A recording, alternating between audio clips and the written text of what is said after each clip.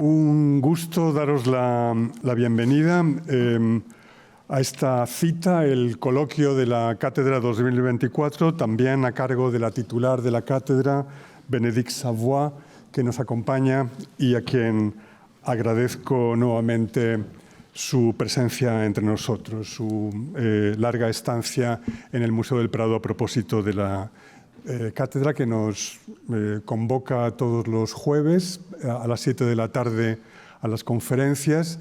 Ya se han impartido dos, quedan la de este jueves y la de la próxima semana, que convoca también a un grupo de estudiantes los viernes por la mañana al seminario y que tiene también esta cita cuyo carácter es más así favorecer el debate académico, quiere ser convocatoria eminentemente universitaria y museal, y que también guarda relación con el asunto de la cátedra. Este está dedicado, como todos saben, al tema de la restitución de bienes artísticos y concretamente la recuperación del patrimonio saqueado durante el periodo napoleónico y disputa a la caída de Napoleón hasta las medidas de restitución de 1815. Bien, en esta ocasión ampliamos, digamos, este asunto. Salimos del contexto estrictamente de 1815 y la Europa y la Francia de 1815 y atendemos a un rótulo más extenso, el Museo y sus tiempos, que según la introducción al tema de Bénédicte Savoy se pregunta por los tiempos del museo, así como inicialmente. ¿Qué tiempo predomina en el museo? ¿Es el tiempo coetáneo del público? ¿Es el tiempo personal del visitante? ¿Es el tiempo de los objetos, el que corresponde a esos múltiples objetos? ¿Es el tiempo quizá de formación de las colecciones? ¿Es un tiempo que nos remite, por lo tanto, a procedencias? Abre una pregunta esta introducción para mi gusto muy interesante, y es si puede considerarse un tiempo titular de los objetos que están en las colecciones que están a disposición del visitante del museo. En cualquier caso, nos habla de una circunstancia familiar a todos, y es el de la circunstancia de las traslocaciones temporales, una y otra vez, de los objetos que contemplamos en el museo, que disfrutamos en el museo. Y a ese propósito ha construido un repertorio de intervenciones que parten de su propia tesis, me refiero a la tesis de Bénédicte Savoy, pero también de investigaciones realizadas por personas de su entorno académico, es decir, gente que ha trabajado con ella, de diversa nacionalidad, pero todos han pasado por la Technische Universität de Berlín, donde Bénédicte Savoy tiene su cátedra. Y a ese propósito nos encontramos con traslocaciones de diversa naturaleza, traslocaciones que se deben a la apropiación de objetos, para llevarlos a otro contexto, y a ese propósito tendremos una intervención de Sebastian Willert sobre digamos, las relaciones Alemania-Turquía a propósito de unos bienes artísticos procedentes de Asur o a Asur, y la disputa en torno a esos objetos que tenían que enriquecer las colecciones de Berlín. Sobre las traslocaciones puede proyectarse también el deseo de propaganda, apropiaciones, por lo tanto, de carácter político, translocaciones guiadas por el deseo de propaganda política. Y a ese respecto, Matilde Cartolari nos hablará de los proyectos de exposiciones de arte italiano en Londres y París durante el periodo de la Italia fascista, es decir, como proyectos de interés propagandístico. Finalmente, una naturaleza distinta de la traslocación de bienes culturales vendría dada por evacuaciones, por necesidades de evacuación, por diversas causas, entre ellas las causas bélicas, ¿no? Y a ese propósito nos hablará Iñigo Salto de evacuaciones que tuvieron lugar en 1939, una de ellas conocida de todos nosotros y nos afecta de lleno, la de el descendimiento de Van der Weyden, pero también el retablo de Gravergade o el juicio final de Memling, que salieron de Lübeck y de Danzig, ¿no? en ese año. Bueno, en fin, vamos a tener un conjunto de ponencias, todas ellas cortas y diversas, y que nos van a colocar en una multiplicidad de momentos, pero convergentes en esa temática que vengo a resumirles de esa manera. Y vamos a hacerlo de la mano, como les decía, de personas que acompañan a la titular de la cátedra y que están en la estela, digamos, de sus trabajos en cuanto a que podemos considerarlos sus discípulos. Sebastian Willert es investigador asociado en el Leibniz-Institut para Cultura e Historia judías y trabajó en una tesis que defendió en 2022 y que se acabó de publicar este año, titulada Bienes culturales, conflictos en torno a los objetos arqueológicos en la política germano-otomana 1898-1918. Es decir, que hoy vamos a escuchar una parte de los estudios, vamos a escuchar de una parte de los estudios que realizó para su tesis. Matilde Cartolari actualmente es investigadora asociada en la Ludwig-Maximilians-Universität de Múnich y en su Instituto Central de Historia del Arte. Anteriormente también estuvo en la Technische Universität, al igual que Sebastian Willert, y defendió una tesis en el 22 titulada Embajadores de la Belleza, y era a propósito de estas políticas culturales fascistas fuera de Italia y en las grandes metrópolis europeas. Es decir, nuevamente algo sobre los que escucharemos hoy una ponencia. Y finalmente, Iñigo Salto es investigador y profesor asociado en el propio Departamento de Historia del Arte Moderno de la Technische Universität y defendió su tesis en enero de este año sobre los museos efímeros de arte medieval.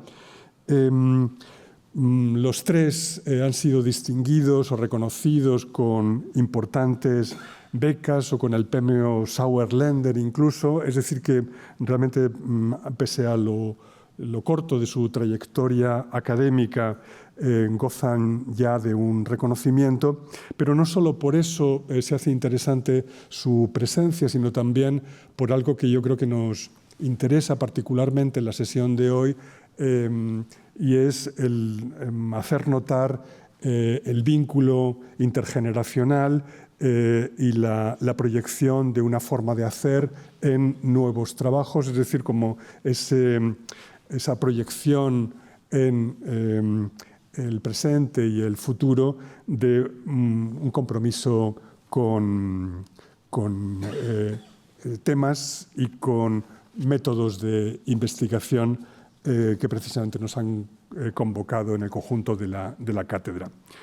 En ese sentido, también querríamos desde el Museo del Prado que los asuntos que nos están ocupando en la cátedra tengan continuidad el próximo año, y les anuncio que convocamos un congreso para los días 5 y 6 de junio del año que viene, el 25, un congreso internacional de la mano de un proyecto de investigación de la Suiza italiana a propósito de los primeros públicos, de los primeros museos públicos, donde nos vamos a ocupar precisamente de esto que tanto nos incumbe ahora en los primeros museos públicos y precisamente a partir de los documentos visuales, ¿no? Eso, como les digo, ocurrirá el 5 y 6 de junio del año que viene y muy pronto lanzaremos el Call for Papers.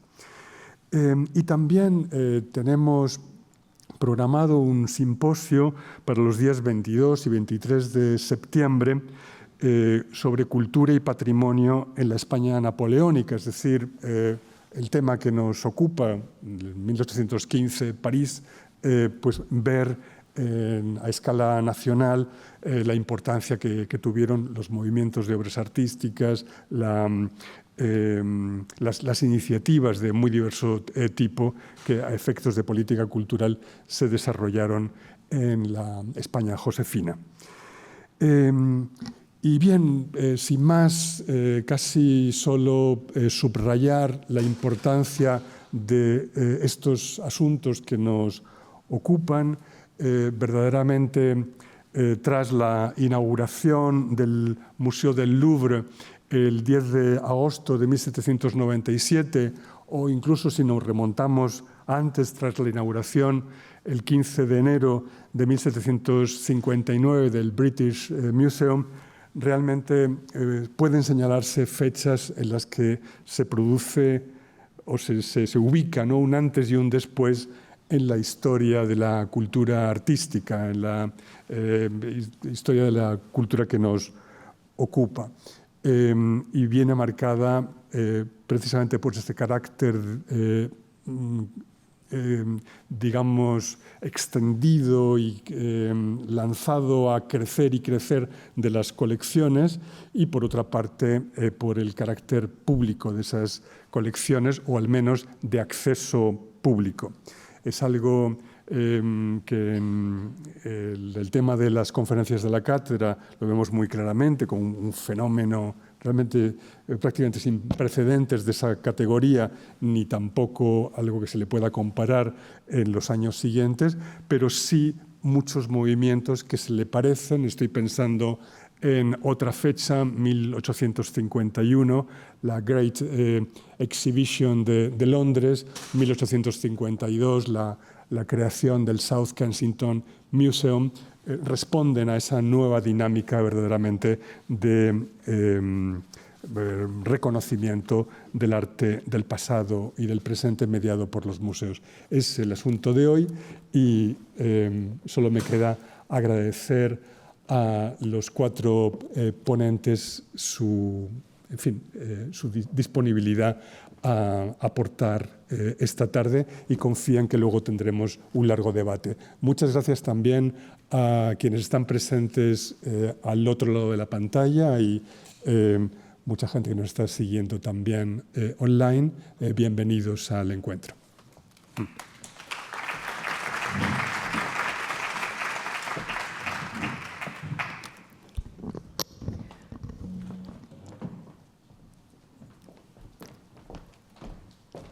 Good afternoon, ladies and gentlemen, dear colleagues, dear students, and the marvelous dream team of the Museo del Prado, dear Javier, dear Paloma.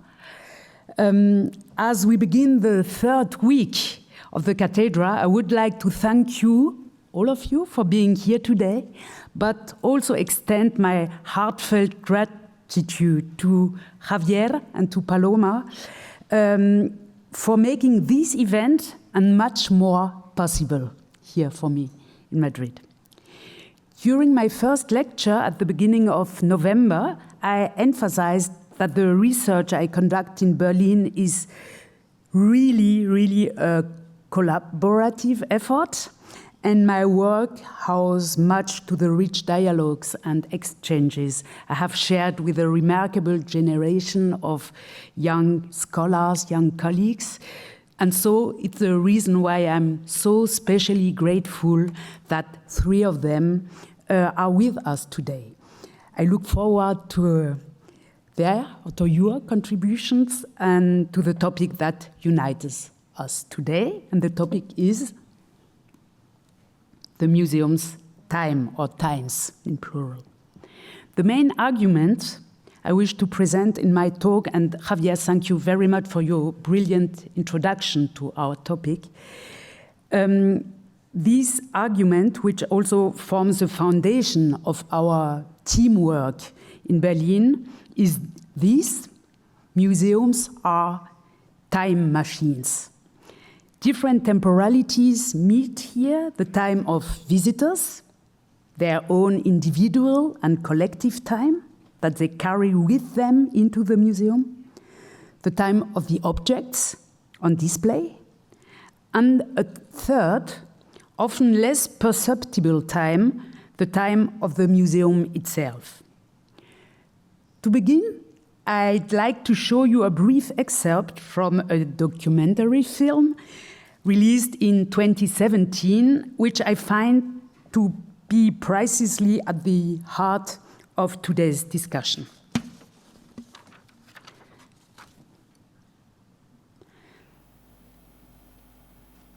The film is titled Faces and Places and is a collaboration between Agnès Varda, one iconic figure of French cinema, and JR, a young French street artist. One particular scene unfolds in the Grande Galerie of the Louvre. We see here the 2 artists stepping out of an elevator, and I will show you this scene, which lasts only 45 seconds.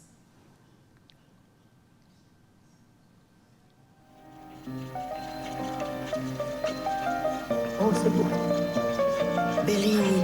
Oh, c'est beau. Oh, c'est beau. Del Sarto. Ah, c'est beau. Ah. Lorenzo Costa. Ghirlandaio.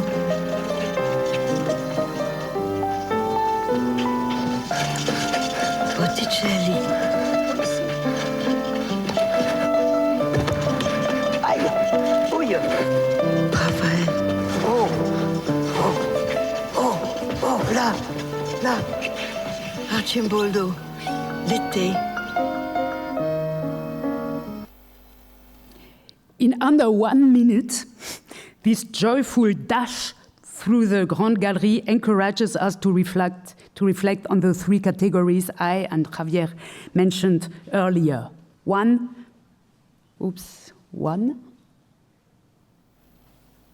the time of objects; 2, the time of people; and 3, the invisible time. Firstly, the time of object. The first type of time in a museum is naturally the time of the objects, the era of their creation. This temporality is strikingly visible in museums. It appears through dates on labels. It has shaped the spatial organization of many museums since the late 18th century. Entire types of collections rely on this notion of time, grouping works by old masters and contemporary artists, for instance, or presenting artworks in a chronological order that is very familiar to us. Here, in the Grande Galerie of the Louvre, all the paintings on display were created between circa 1475 and 1530. So today there are, they are roughly 500 years old or more. These works have traveled through 5 centuries to arrive in the present, or to be with us in a museum in the present. However, at the Louvre, These pieces coexist with objects that are significantly older or considerably younger. According to the museum, its oldest object is around 9,000 years old. The statue of Ain Ghazal, originating from the region of Amman in what is now Jordan. On the other hand, one of the most recent works currently on display is a monumental sculpture by African-American artist Barbara Chase Riboud, currently exhibited under the pyramid and dating from 1973, remarkably young in comparison. These two pieces, in a way, serve as temporal bookends for the work that captivated Agnès Varda and the young Jaya in the film clip. An allegory by the Italian painter Lorenzo Costa, painted around 1506, and a personification of summer, prominently bearing its own date. You can see it here. Can you see it? Yes. Along with the artist's signature on the figure's collar, Giuseppe Arcimboldo. All these works, created across different ages, converge within the museum. One of the institution's core missions is to make them, these old works of art, timeless, to ensure through meticulous care, conservation, and restoration that they endure for generations and generations and generations to come. In a sense, one might say that these objects, or that it is the objects, these sculptures, these paintings, inside the museum that watch as generations of visitors come and go. The works are rendered eternal, while the visitors, with an average lifespan of 70 years, are fleeting. They, the works, watch us pass by. Which brings me to my second point, the time of people. This is a time that is both individual and collective. Let us return to the moment in the film when the film was shot in Paris in 2017. Agnès Varda was born in 1928. She is 89 years old at the time of filming. Her legs no longer carry her willingly. Her knees ache, and she sits in a wheelchair, sensing that the end of her life is near. Her advanced age is a recurring topic throughout the film. For this visitor, who already knows the Louvre very, very well, it is as if she is coming for the last time to the old masters. She lets herself be pushed through the gallery by the young man, someone who could be her grandson, to visit her beloved Italian Renaissance paintings, Bellini, Ghirlandaio, Arcimboldo, perhaps for the last time. Indeed, Agnès Varda would pass away 2 years later, and it is reasonable to imagine that she did not return to the Louvre after this playful shooting. Naturally, her emotions are not the same as those of her companion, a 30-year-old man full of energy and vitality. For him, it is certainly not a problem if he prefers doing acrobatics in the museum rather than looking at the paintings. He knows perfectly well that he can return whenever he likes to the museum. The future and the institution lie ahead of him.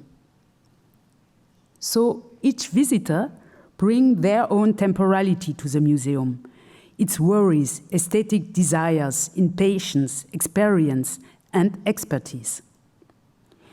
But beyond this individual time, there is also collective time, the time of our world, the era we belong to when we enter a museum. This includes the world around us, as I said, crises, wars, and pressing questions of our time. It is not the same to stand as one might have 15 years ago in front of the so-called Aleppo room at the Museum of Islamic Art in Berlin. Ornate wood panels dated to 1603, originally part of a reception room in a house of Aleppo in today's Syria. So it's not the same having standing here 15 years ago as it is to stand before it now. 15 years ago, the city of Aleppo was a vibrant tourist destination. Now, as you know, it has been largely destroyed during the Syrian civil war in 2016. If you are now in Berlin looking at the Aleppo room, it is a very different feeling in comparison to 15 years ago. In the museum's framework of time and space, the individual and collective time of visitors shape how objects are perceived. This temporality changes the objects themselves, and it is in this sense that museums are time machines. When everything aligns for a museum, and museums do everything in their power to make these kind of miracles happen, if everything aligns, it sometimes occurs that the time of the objects and the time of the visitor collide in a powerful encounter. From this collision, this compression of temporalities, where a very ancient objects can profoundly affect the modern life, new works are often born. Museums are thrilled when this happens. The most famous example is likely that of the German poet Rainer Maria Rilke, who lived in Paris as a young man.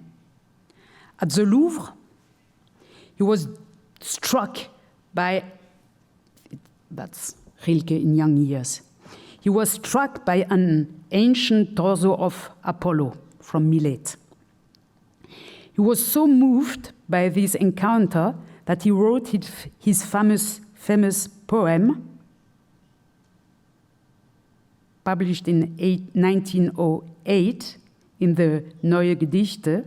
The poem is titled Archaic Torso of Apollo. You have it here in a Spanish translation, but I will read the final line in German. I'm sure a lot of you here, many of you in this room are familiar with these well-known lines. Denn da ist keine Stelle, die dich nicht sieht, du musst dein Leben ändern. For there is no place that does not see you, you must change your life. The historical distance between the work and the visitor disappears. From its distant time, the object in the museum reaches into the visitor's present, reshaping even its future. Here, in this case, art becomes literature. In the museum, the visitor's time intersects in every generation with the eternal or eternal maked time of the objects, and there is a kind of cultural fertilization, if we may call it that. The museum is a time machine where old paintings, old sculptures generate new literature, original ideas, sometimes even music, dance, opera, and, of course, more paintings and more sculptures.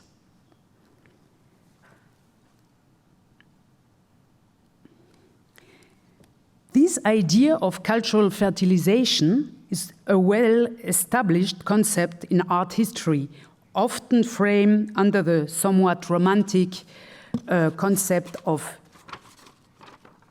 inspiration. A stereotypical example of that is Picasso, who recalled in his own accounts how the ethnographic museum in Paris and African sculptures transformed his life and work. Today, in the opposite direction, young painters from the African continent let themselves be affected by old European masters, engaging with them through the lens of their own questions and concerns. We are now in the so-called Galerie Médicis in the Louvre, which houses a renowned series of paintings of the life of Marie de Medici by Peter Paul Rubens, created between 1622 and 1625. The time, bodies and flesh and energy of Rubens deeply resonate with the imagination and reflections of the young West African artist Roméo Mivekanin, born in 1986. He appropriates these paintings on floating sheets, like this one, the coronation of Maria de Medici, exploring themes of race and gender fluidity. Here you can, if we zoom, see him, Roméo Mivekanin, portrayted as a cardinal, as an angel, but also in a lot of ladies in waiting. This painting, among others, will be exhibited at the Louvre Lens starting this December, reflecting the satisfaction of the Louvre, of the institution, when such intergenerational aesthetic fertilizations occur. When the time of the object, Rubens, and the time of the people, Roméo Mivekanin, give birth to new things. But what about the third kind of time in museums? The third time is what I call the invisible time in museums, a time my team and I are convinced is increasingly essential to bring into the light. It is not the personal time that visitors bring with them, nor is it the eternal time of the objects themselves, those that speak to us from the past and observe us in turn. No, the third time is the time in between, the time when the objects entered the museums. It is a time documented primarily in internal inventories, but rarely, if ever, addressed in museum spaces, in museum rooms. Visitors typically know nothing about it. Here you can see the prototype for the first modern museum inventory, which I mentioned in my first lecture at the beginning of November, along with its two creators, the French writer Stendhal, here, and Dominique Vivant-Denon, the first director of the Louvre. This blank inventory marks the birth of the modern museum database and spreadsheet, and it was only for internal purposes. And here you see the complete set of facsimiles of historical inventories from Berlin's museum recently made available online, a response to increasing pressure from the scientific community in Germany, which has finally been taken seriously. These internal documents are invaluable for understanding how and under what economic or geopolitical constellations our collections, our European collections, our Louvre, our Museumsinsel in Berlin, our British Museum, our Prado, were formed. The interest of the history of collections or the provenance of artworks is not about blaming institutions or passing moral judgment. Rather, it is about gaining a deeper understanding of the origins of our aesthetic luxury, particularly in Europe, where we have very old and richly accumulated cultural heritage from all over the world. Just as younger generations now increasingly want to know where the wood for their furniture, the coffee in their coffee shops, or the cotton in their t-shirts comes from, there is, at least in Germany, a growing demand for transparency in our cultural consumption, if we can call our use of museums that. Because museum objects were not always part of museums, obviously, nor did they suddenly appear one day or night as if dropped by helicopter or drone directly into their display cases or storage rooms. Their entry into institutions, into museums, happened at specific moments under circumstances favorable to museums. Let me illustrate this with 3 short examples. First, let's examine the provenance of the 2 paintings that caught Agnès Varda and Jaya's attention in the film excerpt we watched, as seen in the Louvre's online collection. The first is an allegory by Lorenzo Costa. We learn here that it was painted for the studio of Isabella d'Este in Mantua, and a century after its creation moved from Italy to France as part of Cardinal Richelieu's collection. Richelieu was the chief minister of the French king at that time, Louis XIII. This is a characteristic example of the migration of Italian princely collections to northern Alpine regions in the 17th century. What draws our attention more, however, is the date and manner of its acquisition by the Louvre. The painting entered the collection in 1801 through saisie in French. This was a confiscation motivated by the ideology of the French Revolution, which not only appropriated cultural heritage from conquered countries across Europe, as we know, but simultaneously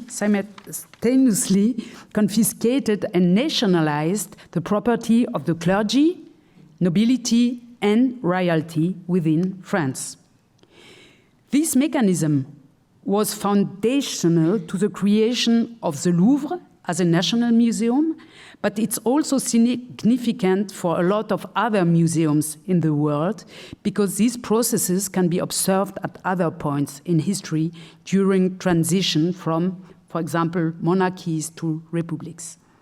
Examples include early 20th century Russia or Soviet Russia, Germany and Austria after World War I, and Spain during the establishment of the Republic, for example.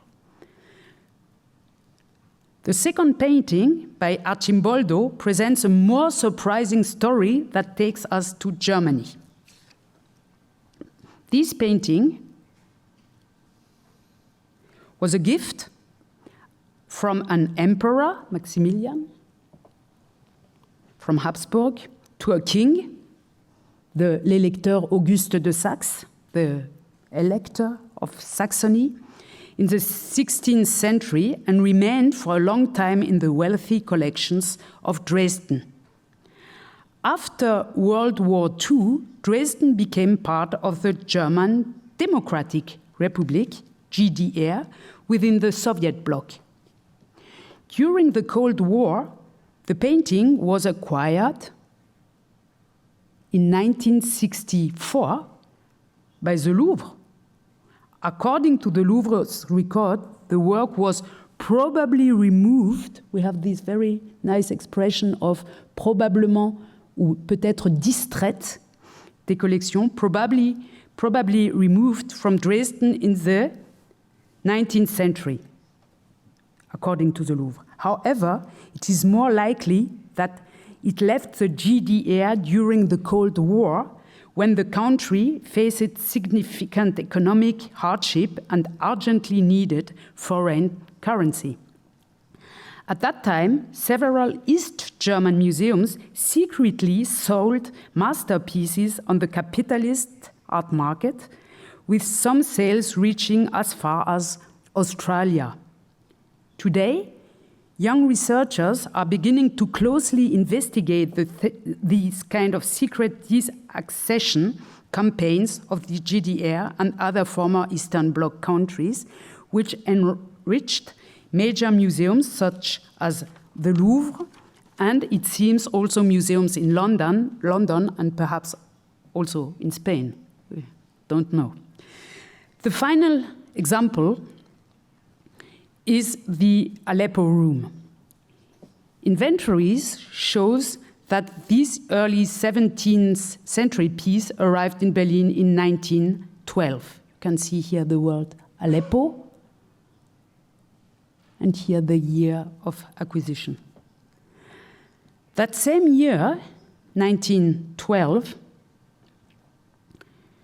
two iconic pieces were also about to enter Berlin's museums.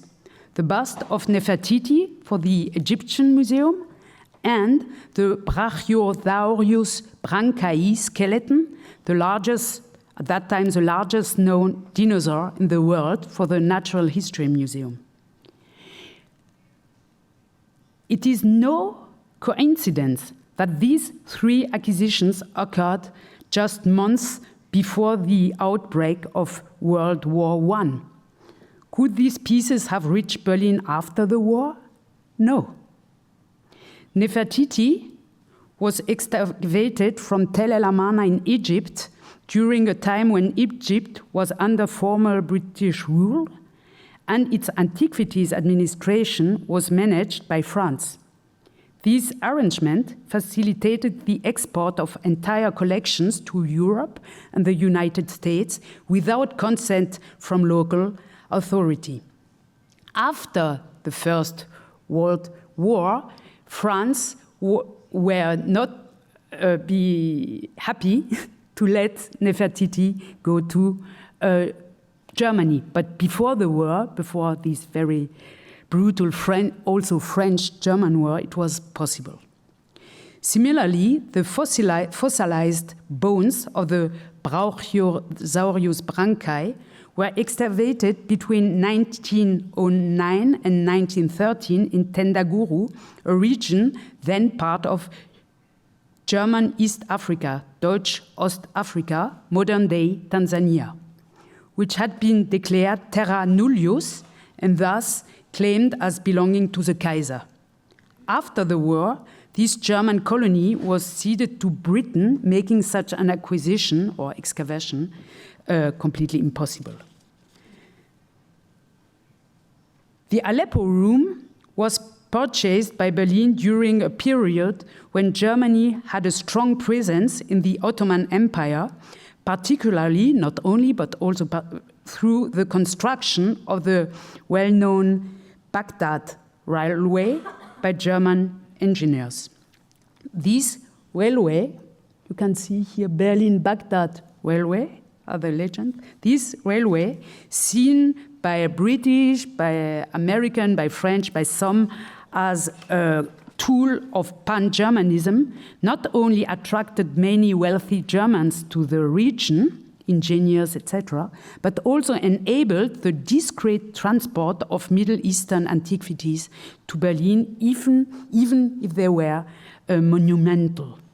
At that time, the area was regarded as a cradle of the Bible, and Christianity, but also as a prime location for acquiring entire collections legally or otherwise, as Sebastian Willert will show us. Working on provenance does not mean that we do not love museums or cannot appreciate their work and the artworks they house. On the contrary, it is precisely because we value museums and their cultural mission that we seek to understand and illuminate the history of their collections. This is, in any case, how we, in the team we form at the Department of Art History at the Technische Universität in Berlin, approach these questions. As I have often said, and Javier, you told it also, this is both a team effort and a generational project. Just as in a scientific laboratory, we work on these topics collectively, and I will present 3 of the constellations of young researchers we have formed over the past few years. The first between 2017 and 20 as part of a research project titled Translocation, Historical Enquiries into the Displacement of Cultural Assets. The second from 2021 onwards, and the most recent within the framework of the Atlas of Absence of Cameroonian Cultural Heritage Project, conducted in cooperation with the University of Chang in Cameroon and my colleague Albert Guaffo. In all these cases, by working in groups and multiplying perspectives, we aim, in international groups, in very international groups, we aim to shed light on the invisible time of museums, not, I repeat it, as a moral critic of institution, but rather as a necessary effort toward transparency on matters inextricably tied to the history of Europe and some of today's crises. Understanding the provenance of objects and the conditions under which they entered collections and museums is essential for grappling with the complexities of our shared past and its enduring impact on the present. Collaborating on these questions also allow us to create what I would call a form of historical empathy. Without falling into anachronism, this approach enables us to feel certain emotions, patrimonial emotions, it's an expression by a French colleague, les émotions patrimoniales, and understand patrimonial categories such as the concept of absence. Oops. Okay, you have to imagine this very central perspective. I don't know why it's not central in these, I don't know. So, to connect with the main topic on the cathedra, which focuses on the year 1815, I will conclude this presentation with an image, which is strange now, but I think it has to do with our changing of systems of thinking, maybe. We are in Venice in 1952. The refectory of the San Giorgio Maggiore Monastery has just been restored by the Cini Foundation, and it's also, in the same time, a wink to Matilde Cartolari, who worked a lot on this photograph. The black and white photo shows the elegant Palladian structure of the room. The windows are evenly spaced. The geometric balance is emphasized by the soft distribution of light. The frontal perspective draws us in, guiding the eye to the back wall, a smooth surface framed by a frieze at the top and wood paneling at the bottom. But within this frame, there is nothing to see but emptiness. It wasn't always like this. As many of you know, a huge painting hung here from the 16th to the 18th century, the Wedding Feast at Cana by Veronese. It remained there for over 200 years until September 1797. At that time, commissaires of the French Revolutionary Army of Napoleon Bonaparte seized the painting as war booty. It has been in the Louvre ever since. As you can see in this photo from the Louvre, for a long time, this painting was one that the public quite literally and mostly turned it back on as it was placed opposite the Mona Lisa. All the people are watching Mona Lisa. This picture doesn't just show the absence of the painting, it reveals the presence of that absence. With our colleagues from the University of Chang in Cameroon, whom you saw earlier, over the last 3 years, we have carried out a vast survey which has culminated in the publication of the Atlas of the Absence of Cameroonian Cultural Heritage in Cameroon and its presence in Germany. In the course of this investigation, which required a great deal of hard work, we were able to reveal for the first time the overwhelming presence of 14,000 pieces of Cameroonian heritage in Germany's public museums today, forming as many voids in the cultural geography of Cameroon. The question that occupies us today, the time of museums, is indissociably linked to this dialectic of presence and absence in European museums, which is not only about the presence and absence of objects, but also about words, the will and the ability to confront this dialectic and the historical facts that shaped it. Looking to the future, I believe museums must, and at least German museums, must continue their extraordinary work of conservation and cultural fertilization. At the same time, they should strive to integrate this indispensable dimension of introspection and transparency for the visitors.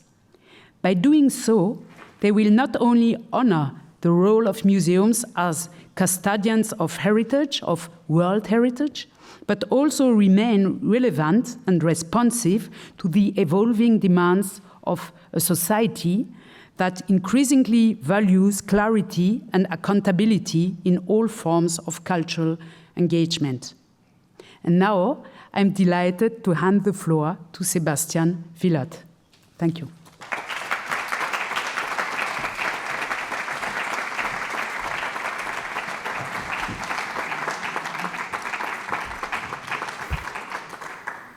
Thank you, Bénédicte. Thank you for this lecture. And it was shocking that I saw that I already belong to the old generation of the TU members. Before I start my presentation, I wanted to thank the Museo del Prado and especially the team of the Study Center, Javier and Paloma, for making this possible and inviting us.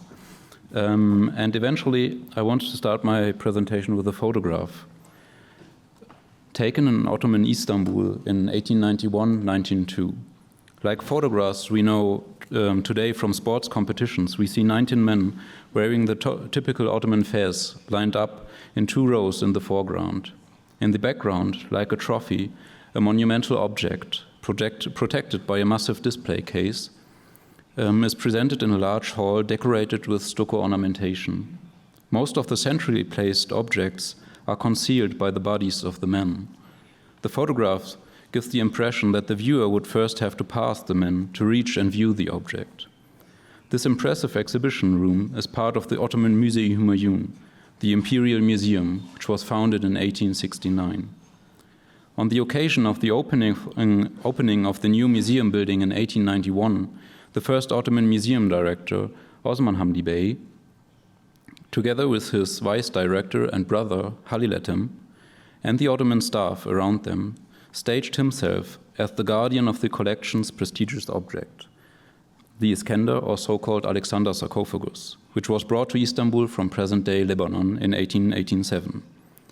From the moment of its shipment until the exhibition's opening, the Paris-trained lawyer and artist Osman Hamdi published only small details of the sarcophagus to arouse the curiosity of European archaeologists.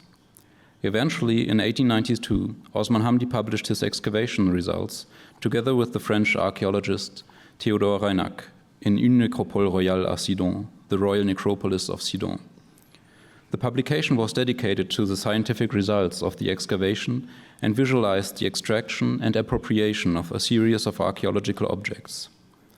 The photograph visualizes the professionalization of Ottoman archaeology. It simultaneously manifests the cultural claims of the Ottoman Empire to antiquities from various ancient eras, including the ancient Archaic, Hellenistic, Roman, and Egyptian periods. Through the publication and the museum opening, Osman Hamdi achieved international recognition for his scientific work, particularly for the museum building and the exhibition of the sarcophagus. The museum director had previously declared all antiquities on Ottoman soil as state property with the Antiquities Law of 1884. The exhibition of the Alexander sarcophagus emphasized this imperial claim to rightful ownership of relics of the past on Ottoman soil. The recently opened permanent exhibition at the Archaeological Museum in Istanbul refers to these sovereignty aspirations of the Ottoman Empire on the occasion of the 130th anniversary of the opening of the museum building. It is accompanied by a film released by the Turkish government in June 2021, entitled Hükümdar ve Sanatkar, Sovereign and Craftsman. It portrays the cooperation and joint efforts of Sultan Abdülhamid II and Osman Hamdi to preserve archaeological objects in the Ottoman Museum and protect them from being exported to European museums, especially the Königliche Museen zu Berlin, the Royal Museums in Berlin. In the film sequences, we see Osman Hamdi as an archaeologist, unearthing the Alexander sarcophagus and preserving the object. Shortly afterward, the film suggests that Abdülhamid II received the German Emperor Wilhelm II in Istanbul. The Prussian monarch had heard about the Alexander sarcophagus and demanded to view it. The Sultan feared that the sight of the sarcophagus would arouse Wilhelm II's covetousness. On his way out, he paused in a moment of concern and fears for the prestigious object.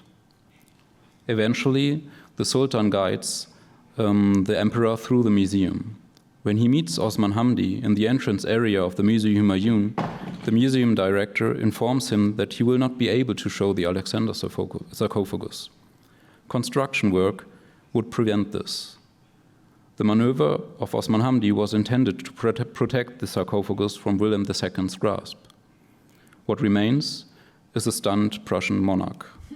The sequence I have briefly summarized for you here illustrates the intertwining of politics and archaeology in the Archaeological Museum today in Istanbul. It points to the topicality of how archaeological objects from the Ottoman Empire were transferred and incorporated into the cultural property, hence heritage, of Istanbul and Berlin in the late 19th and early 20th century. It also mirrors the impact the appropriation of antiquities had on imperial diplomatic relations. The narrative of the film is echoed in the exhibition. It presents the Sultan and Osman Hamdi as the guardians of Ottoman cultural heritage. There is no critical portrayal of the relocation of the cultural assets within the Ottoman Empire. Provenance research or the restitution debate is also not addressed. Although the film is fictional, the rivalry it conveys is realistic. The film constructs a German-Ottoman rivalry between the monarchs over the seizure of archaeological objects and their political explosiveness at the end of the 19th century. Conflicts over the ownership of relics of the past had emerged in the late 19th and early 20th century. They cast their shadow on today's questions regarding the rightful ownership of ancient Islamic or ancient objects taken from the Ottoman realm. With this lecture, I want to delve into the overlapping or rivaling aims and agendas of German and Ottoman archaeology, military, politics, and diplomacy.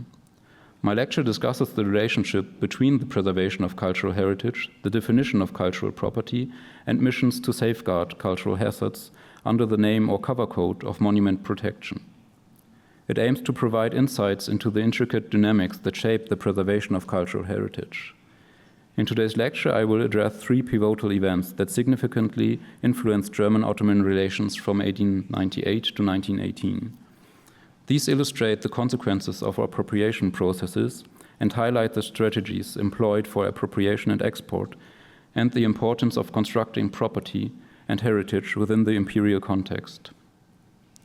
The first event I will examine is the so-called secret agreement on the division of fines of 1899. Following this, I will discuss the appropriation of the Mashata facade. Finally, I will analyze the impact of such acquisitions and the changing legal system in the Ottoman realm on bilateral relations.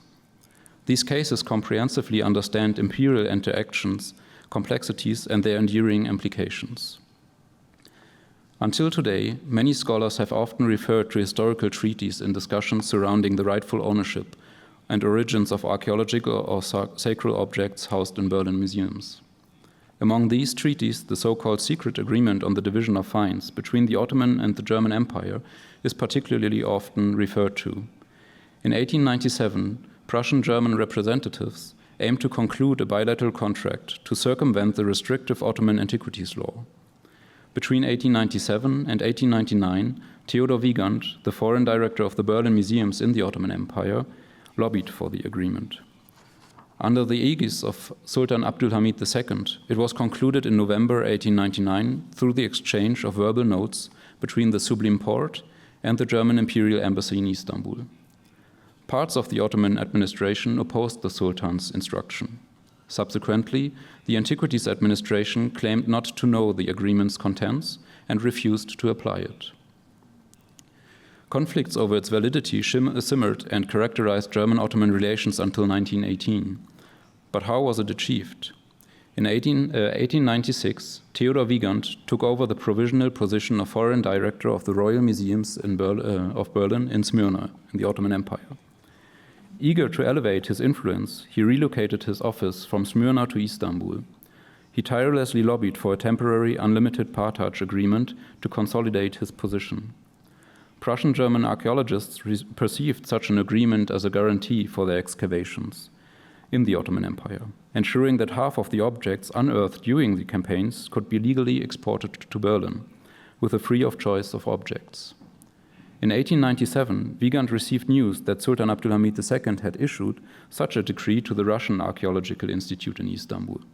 Immediately, Wiegand tried relentlessly to exert influence in Berlin and Istanbul to receive the same concession for the royal museums. He wrote a promemoria demanding that the results of the excavation be permanently favorable to our fatherland. Eventually, the archaeologist convinced the relevant authorities in Berlin. It is important to highlight that Wiegand succeeded despite the warning and advice given by Ambassador Marschall von Bieberstein, who argued, and I quote, that the Turkish Museum Administration would do everything in its power to complicate and delay the practical fulfillment of such a promise. Marschall von Bieberstein was convinced that the conclusion of the agreement would reveal German museum interests to be opposed to those of the Ottomans, especially to those of the Museo Humayun, the Imperial Museum, and its director Osman Hamdi.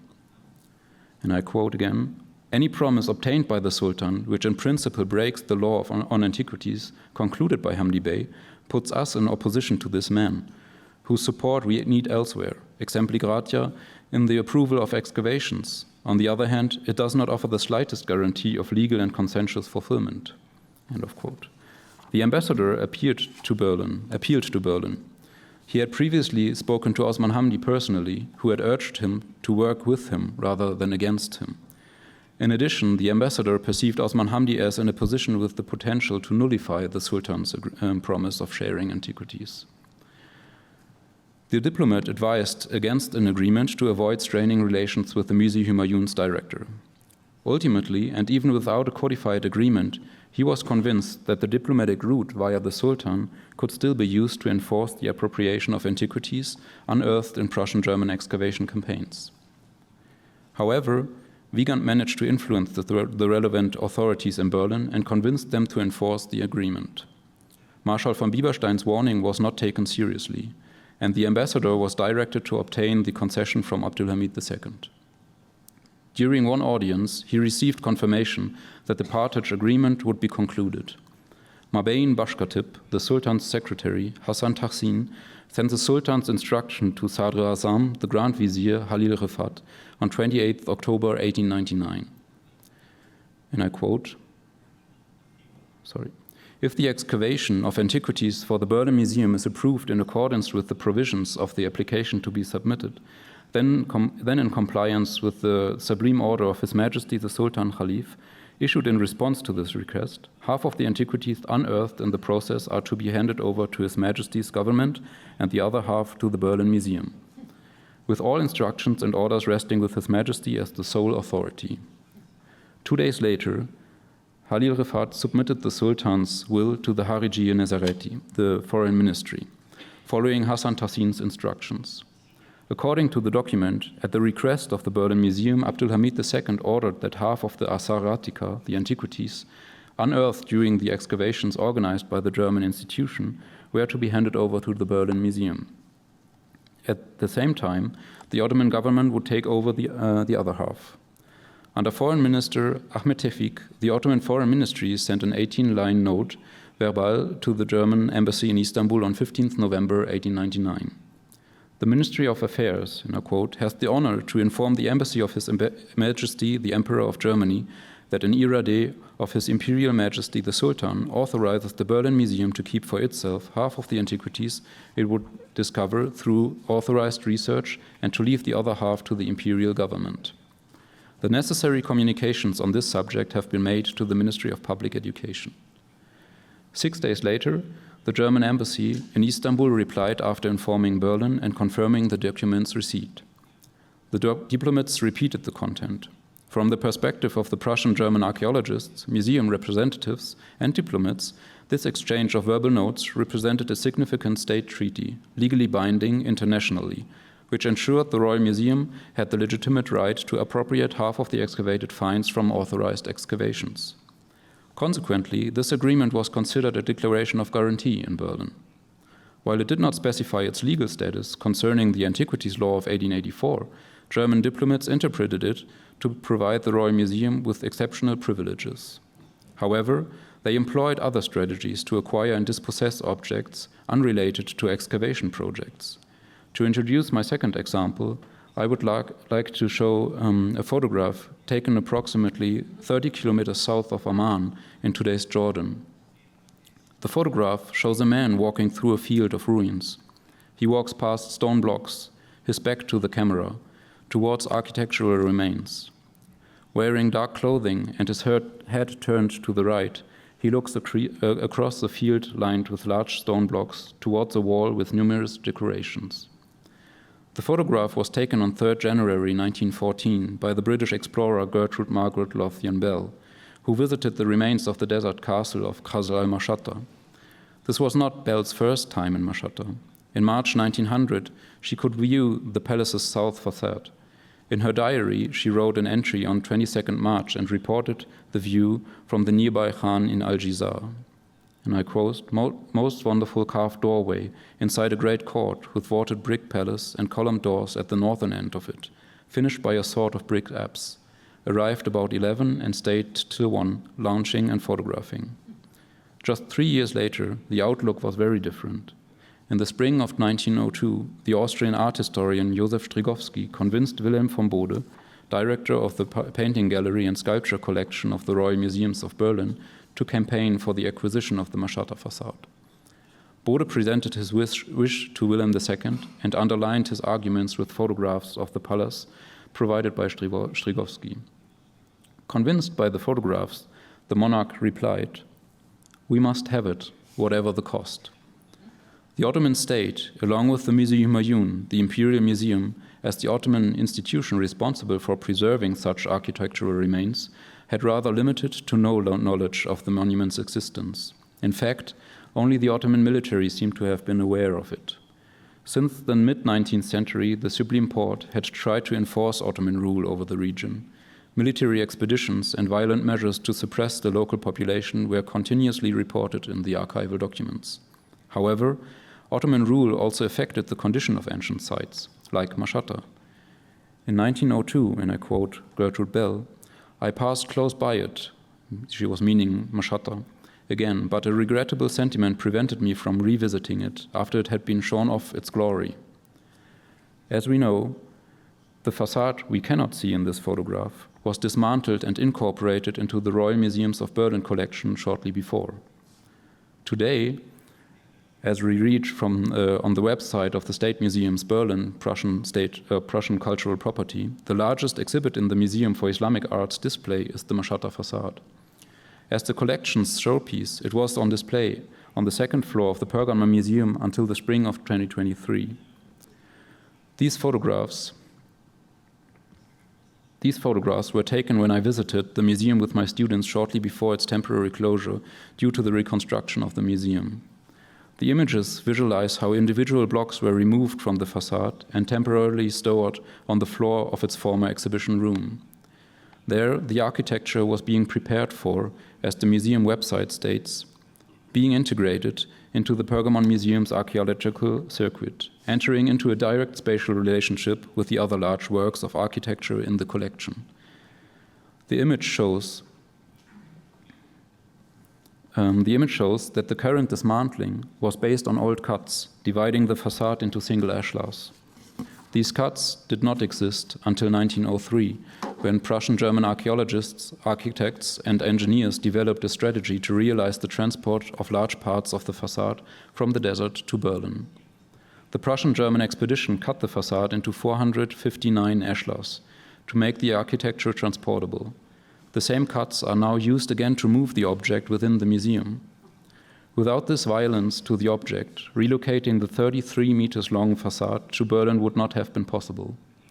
However, a narrative constructed by archaeologists and museum representatives involved in dismantling Mashhad accompanied the appropriation and relocation of the facade, stating that its existence could only be preserved because it was brought to Berlin and thus safeguarded from its destruction.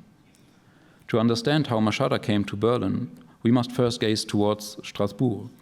In Strasbourg, the German Emperor Wilhelm II summoned the Prussian Minister of Culture, Konrad Stutt, and the Director General of the Royal Museums of Berlin, Richard Schöne, to a meeting regarding the exploration of the Mashhad ruins. On 9th May 1902, the monarch ordered Stutt and Schöne that everything be done to acquire Mashhad for the Berlin museums. A month earlier, Wilhelm II had been made aware of the palace facade in the Ottoman Empire by a memorandum from museum employee Wilhelm Bode. According to this document, taking possession of Mashhad would, and I quote, add a magnificent jewel to a hitherto unsightly section of our collections that no other museum possesses. However, the representatives of the Royal Museums pointed out the danger of other empires also expressing an interest in acquiring Mashhad. Research literature often presents the appropriation of the palace facade as a safeguarding of the historical objects from impending destruction caused by the advancing railroad works in the context of the construction of the Hijaz Railway or neglect by the local population. Contrary to that perspective, a letter from the Minister of Culture of the German Emperor clarified the initial reason for the acceleration of appropriation demands. And I quote, "The ruin mentioned above, Mashhad, is evidently attracting the attention of scholars from other nations to an increasing extent. Moreover, since the Americans in particular, supported by their newly founded Archaeological Institute in Jerusalem, are making manifold efforts to secure whatever antiquities they can find for their homeland, regardless of the costs, there is an obvious danger that if we hesitate any longer, others will want to beat us in Constantinople. The museum representatives therefore perceived it urgent that the Kaiser Friedrich Museum would demonstrate a unique position within the European museum landscape by exhibiting Mashhad. Bode demanded, we must not delay any longer.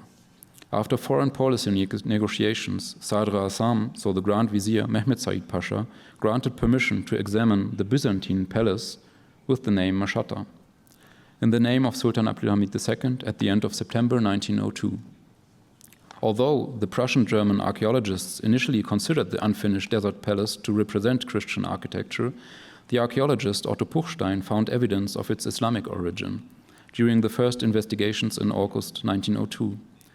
He surveyed the castle almost 2 months before he received permission to do so, and noted that To the east, among the less numerous rooms, a large hall stretching from north to south stands out, which has a small niche in the south towards Mecca, so it must be a mosque with its mihrab, so its prayer niche. This piece of information was deliberately withheld so as not to jeopardize the acquisition process. And I quote again, "The Turkish government must never be told about the possible existence of a mosque in Mashhad." After another excursion in Greater Syria, Puchstein described the enforcement of Ottoman rule and its impact on ancient sites in a letter to his superiors in Berlin. Consequently, Puchstein requested that his fatherland purchases the most valuable ruins so they can be protected from further destruction as German property. While the appropriation of relics of the past became an allegory for cultural superiority, disputes over the protection of cultural heritage created a distinct German-Ottoman rivalry. To be precise, a rivalry between the Royal Museums in Berlin and the Ottoman Museum. In this context, it is evident how different figures within the Prussian-German sphere collaborated collectively, including archaeologists, diplomats in the Ottoman Empire, politicians, and the Berlin monarch. Leaning on Ludwig Fleck's theory of thought collectives, appropriation collectives evolved, meaning that individuals worked collectively to assert ownership of the object and enforce its incorporation into the respective museum collection. As the Prussian-German diplomats in Istanbul applied to receive a permit to dismantle an unfinished Byzantine desert castle, a Christian relic, eventually, Abdülhamid II presented the palace facade of Mashhad to Wilhelm II as a personal gift. This gift was based on the assumption that he was giving away parts of a portal belonging to a Byzantine, so a Christian desert castle. When the Ottoman Antiquities Administration became aware of the process, Osman Hamdi, as general director of the Museo, desperately tried to intervene. His attempts, however, to deploy an excavation officer to observe the dismantling failed. Abdülhamid II assumed it would be sufficient for a military officer to do this job. Despite Osman Hamdi's opposition, the Royal Museums were permitted to remove the left half of the facade and transport it to Berlin. Due to its beauty, those responsible for its dismantling also took parts of the right half of the portal to Berlin, without asking for permission. After arriving in Berlin on 23 December 1903, the museum staff incorporated the Mashhad facade into the new building of the Kaiser Friedrich Museum, today's Bode Museum. The Ottoman Sultan Abdülhamid II was willing to comply with the Prussian monarch's wishes, bypassing his own antiquities authority. Consequently, Osman Hamdi submitted his resignation, which was rejected by Sultan Abdülhamid. It was not until 3 January 1914 that Gertrude Bell returned to the demolition site of the Mashhad facade. In her diary, she noted, "After lunch, I rode with Ali to Mashhad, or the ghost of it." On site, Bell photographed Ali walking through the architectural remains of Mashhad. The significance of Bell's photograph depicting her companion with his head tilted in contemplation is striking. The absence and loss of the facade seem to weigh on his mind, yet Ali's voice is notably absent. Mashhad's dispossession was one of many incidents causing ruptures within the German-Ottoman relations, especially on the level of the museums. The Berlin Museum's instrumentalization of the direct connection between the emperor and the sultan under pretenses, such as the dismantling and relocating a Byzantine facade instead of an Islamic one, was how Prussian-German archaeologists secured ownership of objects. Since Osman Hamdi's resignation was not realized, he sought other passes to influence future translocations of relics of the past. In 1905-1906, the Ottoman Museum director worked on the revision of the Antiquities Law. When it was published in April 1906, Prussian-German diplomats and archaeologists were shocked to read that Article 34 of the Legal Codex determined the provisions relating to antiquities that contradict the present law are repealed. The Supreme Court thus unilaterally determined that the agreement on the division of fines was invalid. However, under the aegis of the German embassy in Istanbul, an international alliance was formed in 1906 against the Antiquities Law. German diplomats persuaded other representations, such as those of Great Britain, Italy, the Russian Empire, and presumably France, to send protest notes to the Ottoman Foreign Ministry. The notes were nearly identical, but only the Russian and German protest notes protested Article 34, as they saw their bilateral agreements on the partage of fines under threat. The Harici Nezareti, the Ottoman Foreign Ministry, then commissioned Osman Hamdi to issue a statement. In his first draft, the museum director did not address the agreement concluded in 1899. Consequently, the Foreign Ministry instructed him to take it into account. However, Sadr Azam, so the Grand Vizier Avlon Yali Mehmed Ferit, and Osman Hamdi did not regard the Sultan's declaration of intent as a general obligation. The German side did not comment on Osman Hamdi's statement. The unclear validity of the agreement remained unresolved. After the Berlin Museum's failed attempt to seize the most important archaeological objects from the Museo Humayun collection in secret museum negotiations in the context of the Balkan Wars, the museum forced the application of the agreement to the excavation of Ashur with the help of diplomacy and the support of Wilhelm II. The Ottoman Parliament was reluctant to hand over the archaeological objects. Wilhelm II exerted massive pressure on his diplomats in Istanbul. A handwritten note on a telegram stated, "He, meaning the Grand Vizier, should hand over our property, which was acquired at great expense. This is not a quarrel, this is theft." The Sublime Porte gave in to the pressure from Berlin on the condition that the division of fines would only be accepted if the 1899 agreement on the division of fines was dissolved. As a result, tensions between Istanbul and Berlin reached a peak. Only 10 days before the outbreak of the First World War, Halil Ethem, now General Director of the Museo Humayun, wrote a letter to his German colleague Theodor Wiegand. In this letter, the Ottoman Museum Director summarized his perspective of the past German-Ottoman relations. Referring to Wiegand's question about whether their cooperation between the Berlin and Istanbul museums would have a future, Halil Ethem replied that the activity of German museum representatives in the past and present completely exclude the continuation of a direct negotiation from museum to museum. With this letter, Halil Ethem ended any professional interaction between the Museo Humayun in Istanbul and the Royal Museums in Berlin. This was a statement the Berlin museums would not want to accept. During the First World War, the Berlin museums commissioned a professor of law to prepare a legal opinion on the agreement's validity. Although the document questioned the legal value of the agreement due to the antiquities law on the one hand, and the changed political circumstances in the context of the 1908-1909 revolution on the other, Theodor Wiegand and Wilhelm von Bode insisted that the dubious agreement be upheld. As late as 1917-1918, in the content of nascent demands for financial compensation for the deployment of German military personnel in the Ottoman Empire and the associated peace and economic negotiations, Bode called for a declaration of guarantee for the agreement of the partage of fines. However, German diplomats now considered it unrealistic to enforce these demands and ignored them. After the expulsion of German civilians and military personnel following the end of the First World War, the Mudros Armistice Treaty, any demands for the agreement of the partage of archaeological finds were also suspended.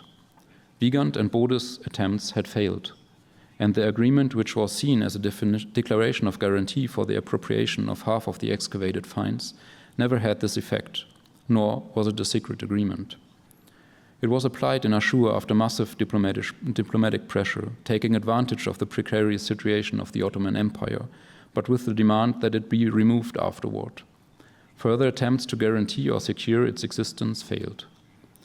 To conclude, this lecture examined the scholar's fieldwork and the appropriation of antiquities in a helix of geopolitical objectives, a scramble for objects, and military and economic exploitation of the Ottoman realm. Acquiring archaeological objects played a central role in Berlin and Istanbul. This should be included in the discussions about inquiries into the absence of objects in the former Ottoman realm. I have endeavored to bring together Ottoman and German correspondence and archives and compare them with other voices. This is just the beginning of uncovering the power imbalances and asymmetries, colonial complexities of archaeology, science, politics, diplomacy, and the military. Additionally, it is crucial to incorporate the perspective of local populations and victims of violence, war, and monument preservation in the Ottoman realm. This is too often neglected, or they are depicted in silence, as is Ali in this photograph of the ruins of Meshatta. Thank you very much for your attention. I hand over to Matilde.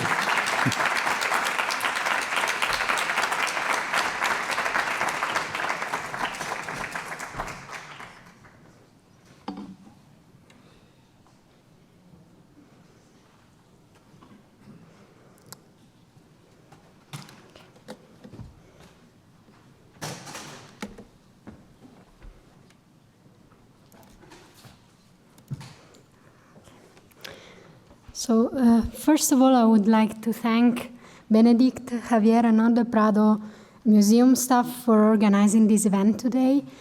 For those of you listening online, I will try to speak a bit more slowly and with some more breaks to facilitate the simultaneous translation in the room.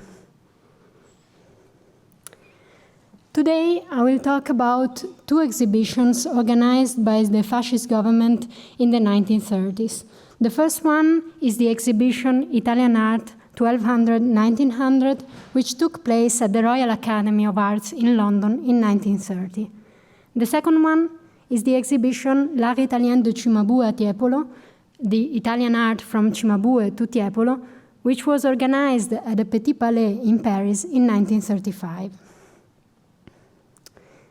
These are a few numbers to give you an idea of the scale of these exhibitions. We are talking about large anthological exhibitions with loans from all over the world, comprising not only paintings, but also sculptures and applied arts. And you see they had more or less 500,000 visitors.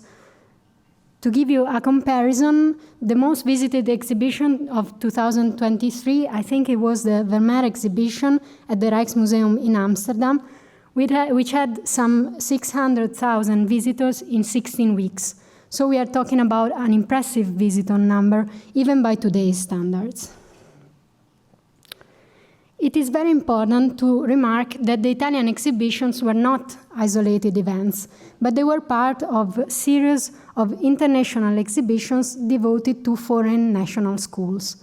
This is the case of the so-called winter exhibitions held at the Royal Academy in London, starting from the Spanish exhibition of 1920. And the same goes for Paris, with a rich program of international exhibitions starting from 1919. So as you see, the Italian exhibition was not the first exhibition of the series, nor the last one, although it certainly was one of the most important in terms of popular success. So one might wonder, what is the specificity of the Italian case then? Well, a first way to answer this question is to look at the evolution of fascist foreign policy in the 1930s. And what we see here is a progressive intensification of fascist propaganda corresponding with Italy's increasing aggressiveness in the international field. This aggressiveness culminated in 1935 with the invasion of Ethiopia and the creation of the Ministry of Press and Propaganda. Art exhibitions reflect this situation. So the first exhibition, the London exhibition of 1930, was the result of a personal and political connection between Benito Mussolini and the Foreign Secretary for the Conservative Party, Austin Chamberlain. It was Chamberlain's wife, Ivy Chamberlain, who obtained Mussolini's personal support for the exhibition project. The Parisian exhibition of 1935, conversely, had a strong official diplomatic character. It originated from the Franco-Italian agreement signed by Mussolini and Pierre Laval in January 1935. It was a moment when Mussolini tried to build an alliance with France to counter the rise of Nazi Germany, and at the same time he hoped to obtain France's approval for his imperial plan of expansion in Ethiopia. The invasion of Ethiopia in 1935, however, will essentially jeopardize the Franco-Italian axis and pave the way to the German-Italian axis, with the consequences we all know. So now I will show you some pictures of the exhibition rooms to give you an idea of the display, starting from the Italian exhibition in London in 1930. This exhibition had two main features. On the one hand, it was a nationalistic celebration of the glory of Italian art through its most renowned canonized masterpieces. This is, for instance, the central hall of the Royal Academy, where you see works from Michelangelo, Donatello, and Verrocchio.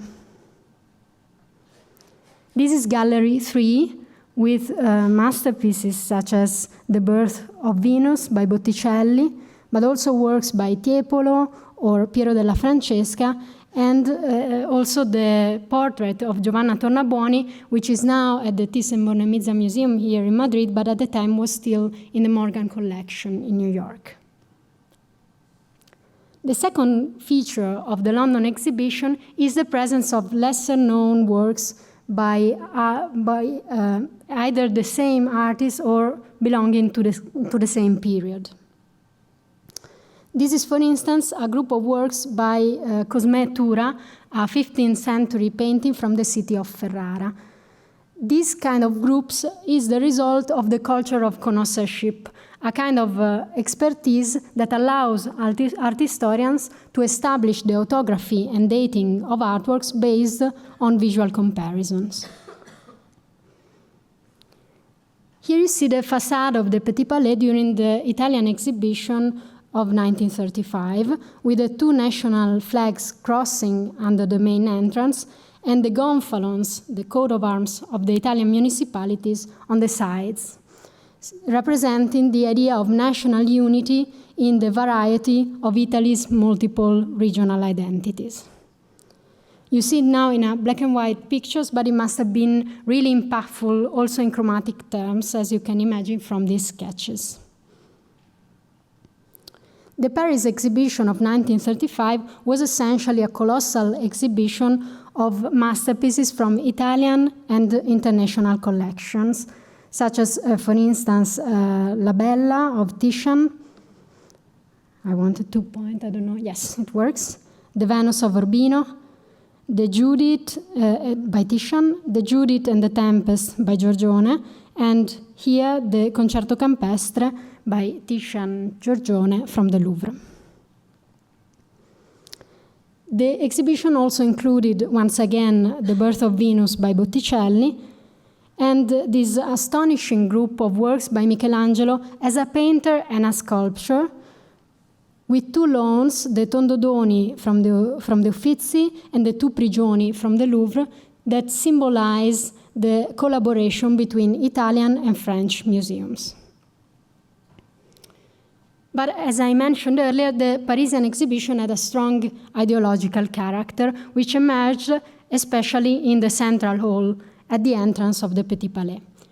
Here, visitors immediately encountered the colossal statue of the Muse Melpomene, surrounded by statues of Roman emperors and flanked by two sculptures. The first one was a replica of the Capitoline wolf, the Lupa Capitolina, a renowned symbol of ancient Rome. The second one was a porphyry bust of Benito Mussolini, leader of the new Rome, the fascist Rome. Of course, the two statues do not belong to the chronological remit of the exhibition, but they're meant to provide an ideological axis, the ideological coordinates for visitors to navigate the rooms of the Petit Palais. The idea here, the ideology is twofold. On the one hand is a celebration of the common Latin origins linking Italy and France. On the other hand is a legitimation of Mussolini's own imperial ambitions in Africa, which would lead to the invasion of Ethiopia a few months after the end of the exhibition. So today I would like to shift our focus from the final display to all those phases that surround the exhibition. In fact, the moment of preparation and organization of the exhibition are at the center of an intense, a massive flow of images. These images prove that the spectacle of the exhibition did not end with the final display, but it extended to the phases before, during, and after the exhibition. What I argue today is that considering this extended temporality of exhibitions is crucial to understanding their political and ideological power. The first aspect I will consider is that of the logistics, and notably of transportation. And I will illustrate it through the example of the London exhibition of 1930. On December 11th, 1929, the Italian artworks left the city of Genoa to London, where they would have been exhibited in the Royal Academy. They left on board of a ship named Leonardo da Vinci. It was the Italian organizer of the exhibition, Ettore Modigliani, whom you see on the right in the picture, who had insisted on transporting these artworks by sea because he thought it was safer and less demanding than transporting them by railway across the continent. Modigliani thoroughly planned every stage of the transport. He knew that the photographs of this transportation, once multiplied by the press through photographs and videos, could become a powerful loudspeaker for the exhibition message. The very name of the ship chosen for transportation, the Leonardo da Vinci, was itself an homage to the creativity and inventiveness of Italian art through the name of Leonardo, the great artist and engineer. The message here is twofold. On the one hand, the great myth of Italian Renaissance art, and on the other, the technical proficiency of the fascist government that allows to transport this art overseas. To put it bluntly, we have brain and we have beauty, but we also have the muscles to carry this beauty around the world. This militaristic undertone seemed to me to be very relevant also in relation to the story of the Leonardo da Vinci, which was deployed in the invasion of Ethiopia a few months after the end of the exhibition, and then captured and put into service of the British Army under the name of RFA Maine. Here I show you a short video of the packing and transportation of the Italian artworks from the London exhibition, if I am able to activate it. Okay, yes. Now it should start. It is a silent video, so there's no sound, and is one of 3 videos dedicated to the departure, arrival, and return of the Italian artworks to the London exhibition. Here you see the crates are collected in the courtyard of the Pinacoteca di Brera in Milan, under the care of Modigliani and his team. The artworks are packed and covered with waxed paper and blankets to protect them from moisture.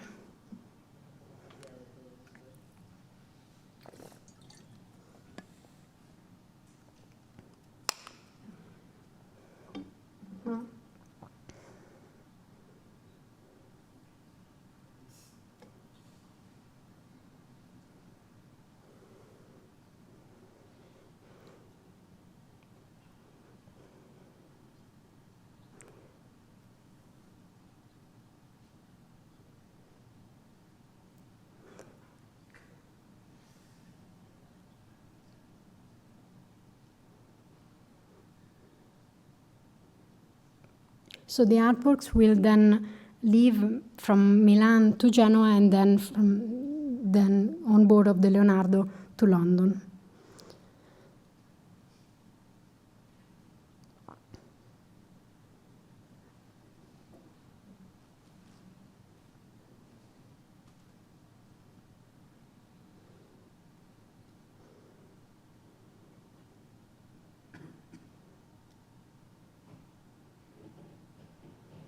So you see that now we'll zoom in on the estimated value of the cargo, which was 1.2 billion lire, which is approximately 1.2 billion euros today, so much that the British press immediately renamed the ship the Treasure Ship.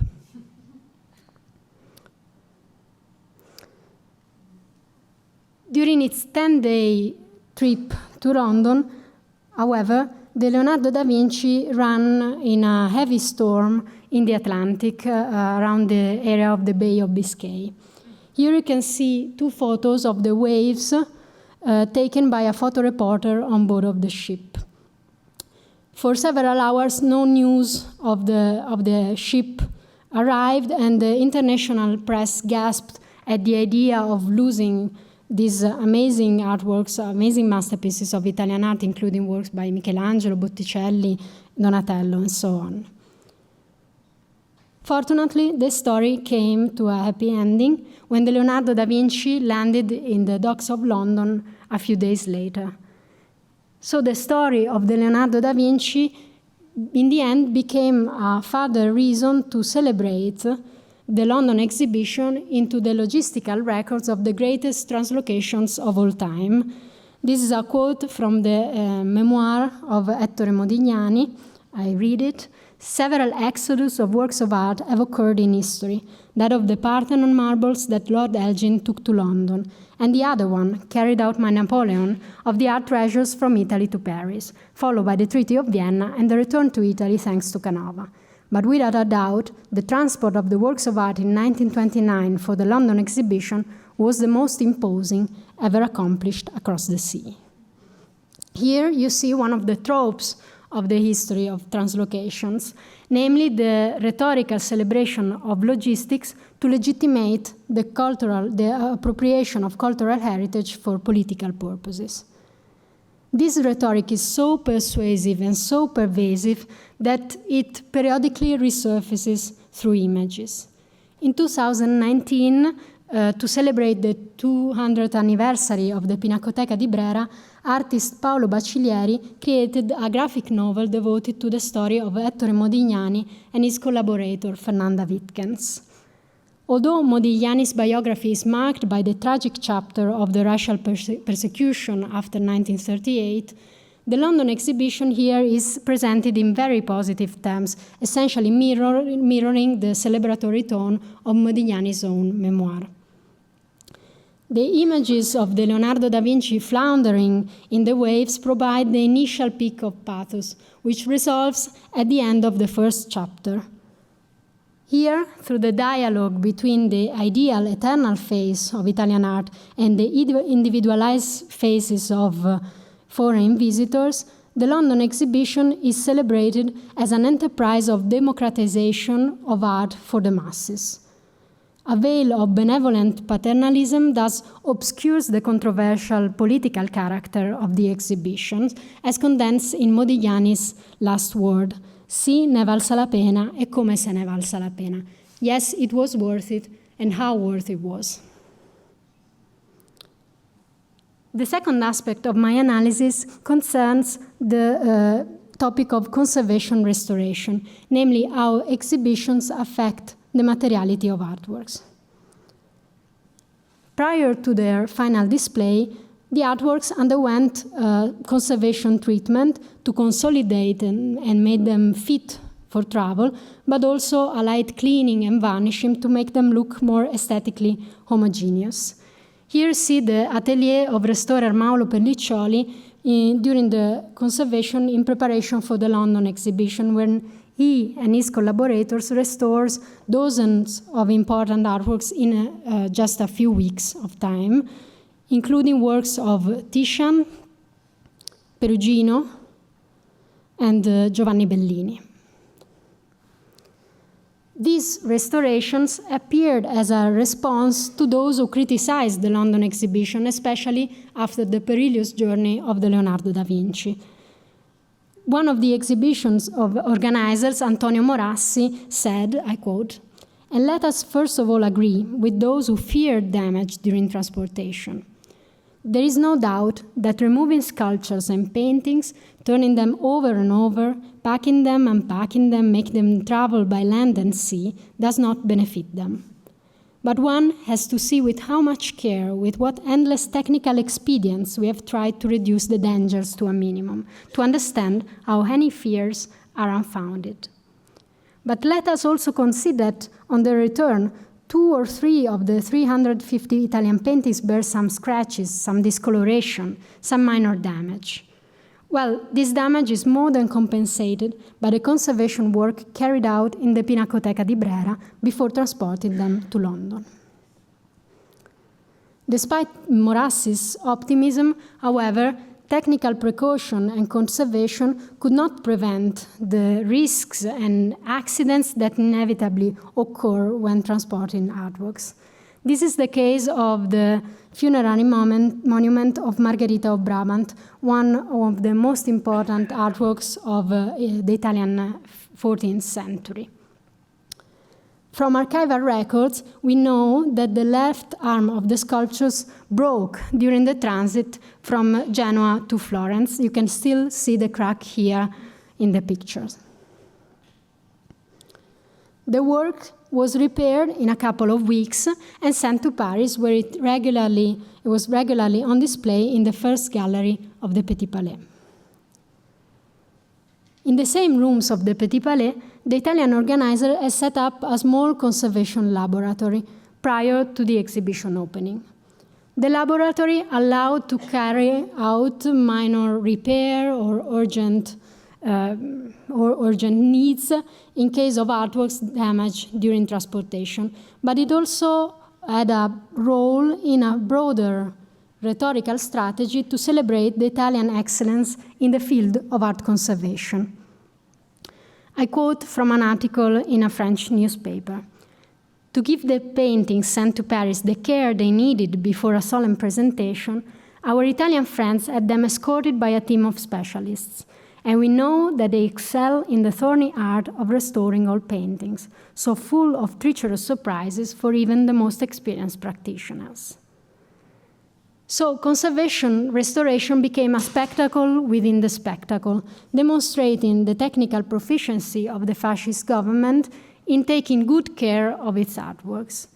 The spectacularization of conservation overshadowed the actual risks and damage occurring during art transportation. In this sense, conservation ultimately became part of the larger discourse, legitimating the exhibition and the use of art as an instrument of political propaganda.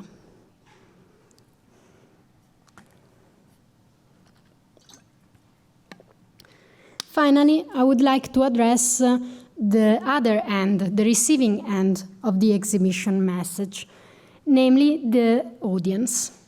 Visitors play a crucial role in exhibition history, but it's very difficult to study it, because while we have plenty of images of the spectacle, we rarely have the voices of spectators. Exhibition visitors were observers and observed, subject and objects, and they became themselves part of the spectacle. For instance, we know that international exhibition at the Royal Academy sparked and influenced fashion and manners in London's upper class. This is a satirical cartoon that mocks the Spanish mania raging in London at the time of the Spanish exhibition of 1920, where you see that Piccadilly Circus has become El Picadillo, and people went grocery shopping to the beat of fandango. The same thing happened 8 years later for the Dutch exhibition, where you see again an ironical, satirical cartoon with a policeman and pedestrians in 17th century Dutch attire in the middle of the London traffic. Likewise, the Italian exhibition also sparked an Italianizing trend in London's high society, and especially among women, who threw parties where they competed to recreate the Italian artworks in forms of tableaux vivants. This is, for instance, Miss Valérie French impersonating Carlo Crivelli's Madonna of the Candle, while here you see Lady Eleanor Smith in the guise of Mantegna's St. George. And finally, this is a more complex group, tableau vivant, with also men and children, to recreate the Finding of Moses by Giambattista Tiepolo. Also, the Paris exhibition of 1935 triggered an Italianizing trend in fashion, especially for women, with hairstyles, dresses, and even perfumes inspired by the masters of Italian Renaissance. This Italophile trend translated into good publicity, as highlighted by one of the organizers of the Parisian exhibition. I quote, "In Paris, at the Gare de Bercy, I saw our railway soldiers going arm in arm with the French railway workers. At the Petit Palais one morning, I found the soldiers of the Guardia Mobile ecstatic and moved before Raphael's marriage of the Virgin. From some drivers who heard us talking to each other, we heard grazie. And in many shops, often an Italian word, or at least a twice as kind as smile. Change air, said one high above. And if it is also thanks to this exhibition, we must be happy about it." The emotional involvement triggered by the Italian exhibition was for Mussolini a powerful tool of consensus, which he used to manipulate the masses and create an opinion movement in support of his political goals. As a cartoon in the Punch magazine ironically highlighted, the excited hordes of paying visitors which crowded the hall of the Royal Academy to scrambling and queuing to see catch a short glimpse of the artworks on display contrasted with the empty rooms of the National Gallery, available for all free of charge, which seemed dull in comparison. This is a paradox that we are all familiar with, even today, and that should remind us of the economic and political forces that move people, museums, and culture in the age of the spectacle. Thank you.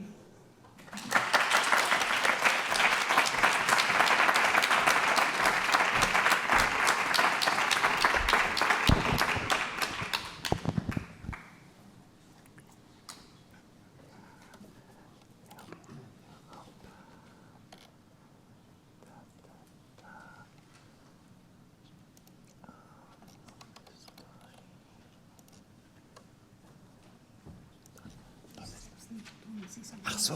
Okay.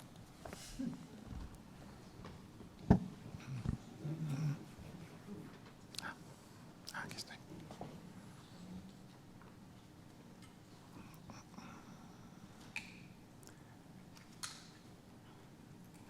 Perfecto. Buenas tardes a todos y a todas. Quisiera empezar mi intervención agradeciendo al equipo del Centro de Estudios del Museo del Prado por la organización de este coloquio y a Bénédicte Savoy por haberme invitado a hablar del museo y sus tiempos con mis compañeros Sebastian y Matilde. En mi presentación quisiera abordar un último aspecto de lo que Bénédicte ha denominado el tercer tiempo de los museos. Sin embargo, en vez de centrarme en el momento en el que las obras entran al museo, quisiera reflexionar con ustedes y con todos y todas sobre el efecto musealizador que ocurre cuando obras de arte han sido sacadas de su contexto original, entre comillas, para ser protegidas durante un conflicto bélico. En el Diccionario de Museología, editado por el Consejo Internacional de Museos, François Mérès define la musealización como, cito, la operación de sacar física y conceptualmente un objeto de su contexto natural o cultural original y convertirlo en un objeto de museo o introducirlo en el mundo de los museos. Esta operación, realizada en interés de la ciencia o el patrimonio, se basa en las funciones de conservación, investigación y comunicación del museo, que presenta estos objetos como auténticos reflejos de la realidad que representan. Fin de cita.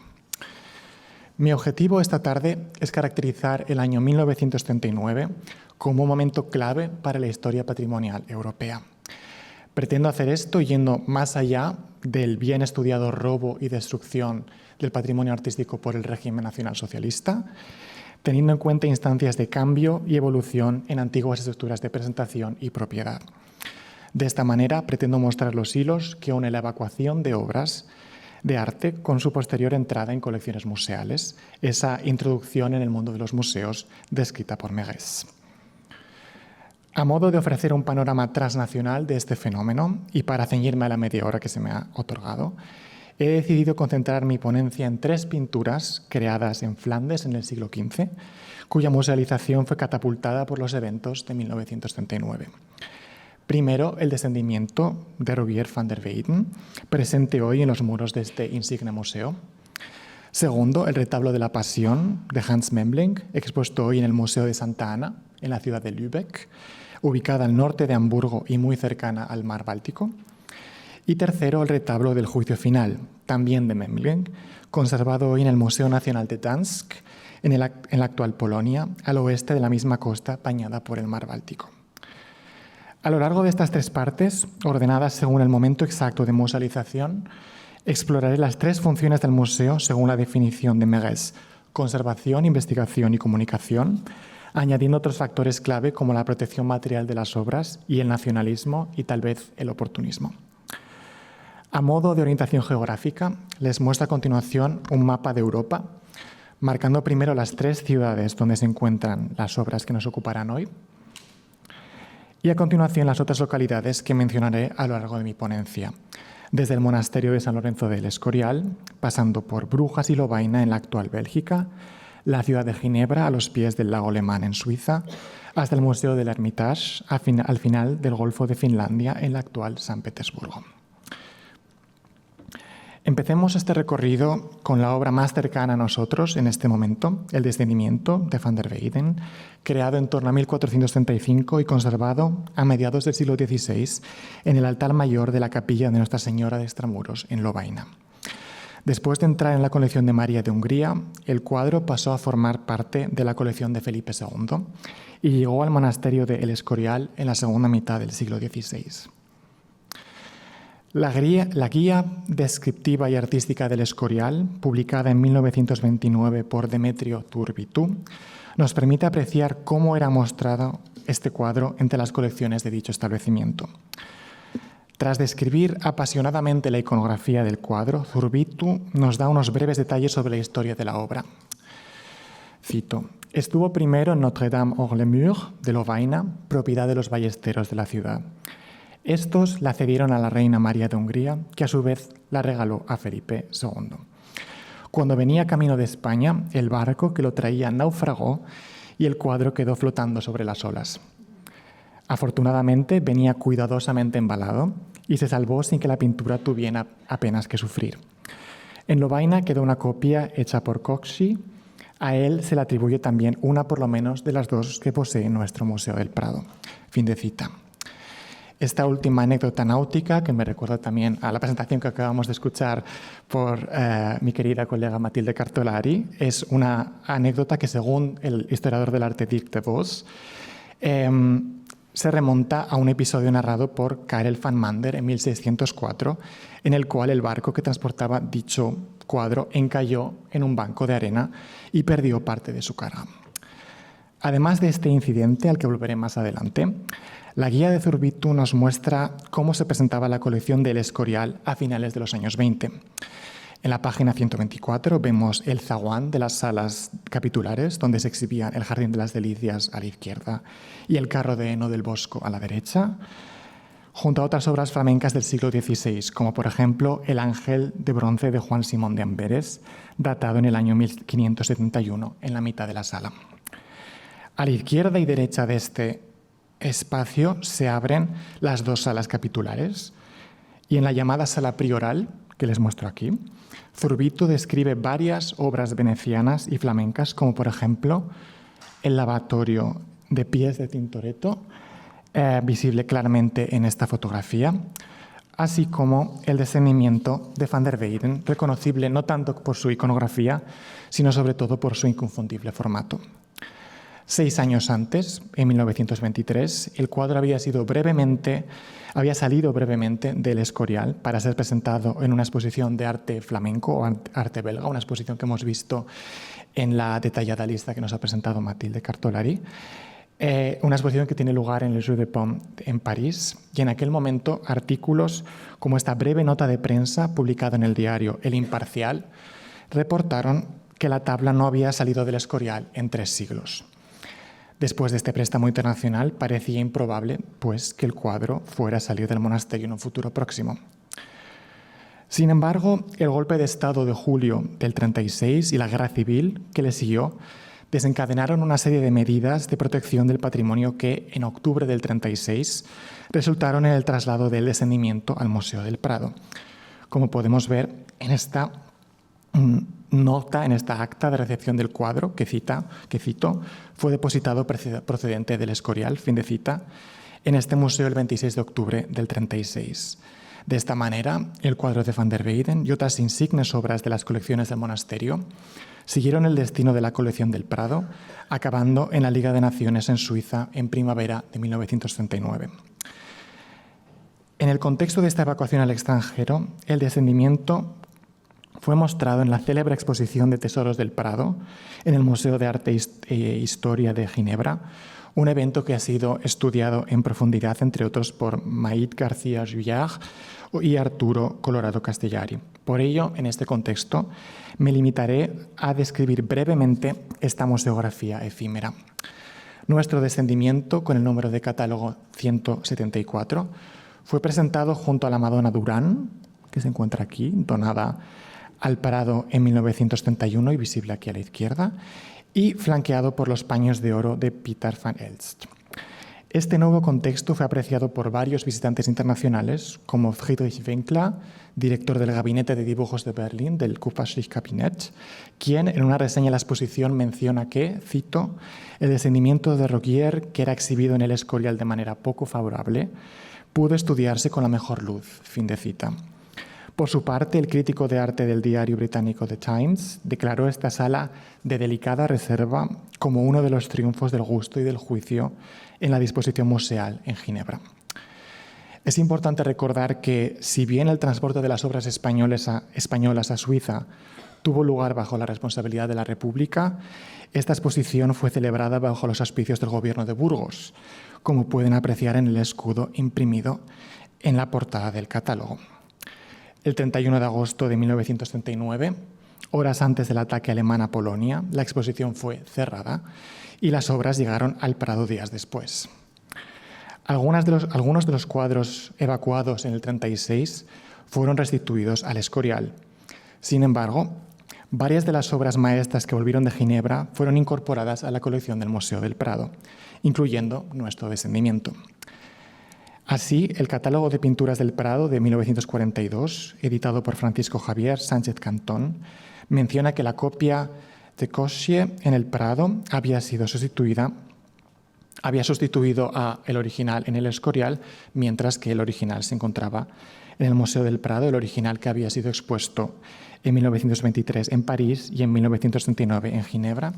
Y asimismo, el catálogo anuncia el contexto de la musealización de esta obra, cito, instalada en el Museo del Prado por decisión del gobierno del caudillo, fin de cita. Así, documentos como esta fotografía de 1941 por Martín Santos Lluvero muestran la tabla de Van der Weyden, que se deja entrever aquí, integrada en las colecciones del Prado, sus compañeras durante un exilio efímero que se convertiría en permanente. Todavía no he encontrado la lógica detrás de esta musealización por decreto, por llamarlo de alguna manera, y solo puedo hipotetizar que existía el deseo de tener estas obras capitales de la historia del arte en el Museo Nacional en el centro de la capital de España. El cambio de la copia por el original de Van der Weyden encarna el énfasis en la originalidad destacado por François Mérès en su definición de musealización. Así, esta medida podría interpretarse como una corrección de un desbalance entre la obra maestra en el monasterio del Escorial y una copia posterior en la colección de una importante pinacoteca. Este reajuste fue propiciado por la evacuación temporánea del descendimiento del Escorial y su retorno a un país profundamente cambiado.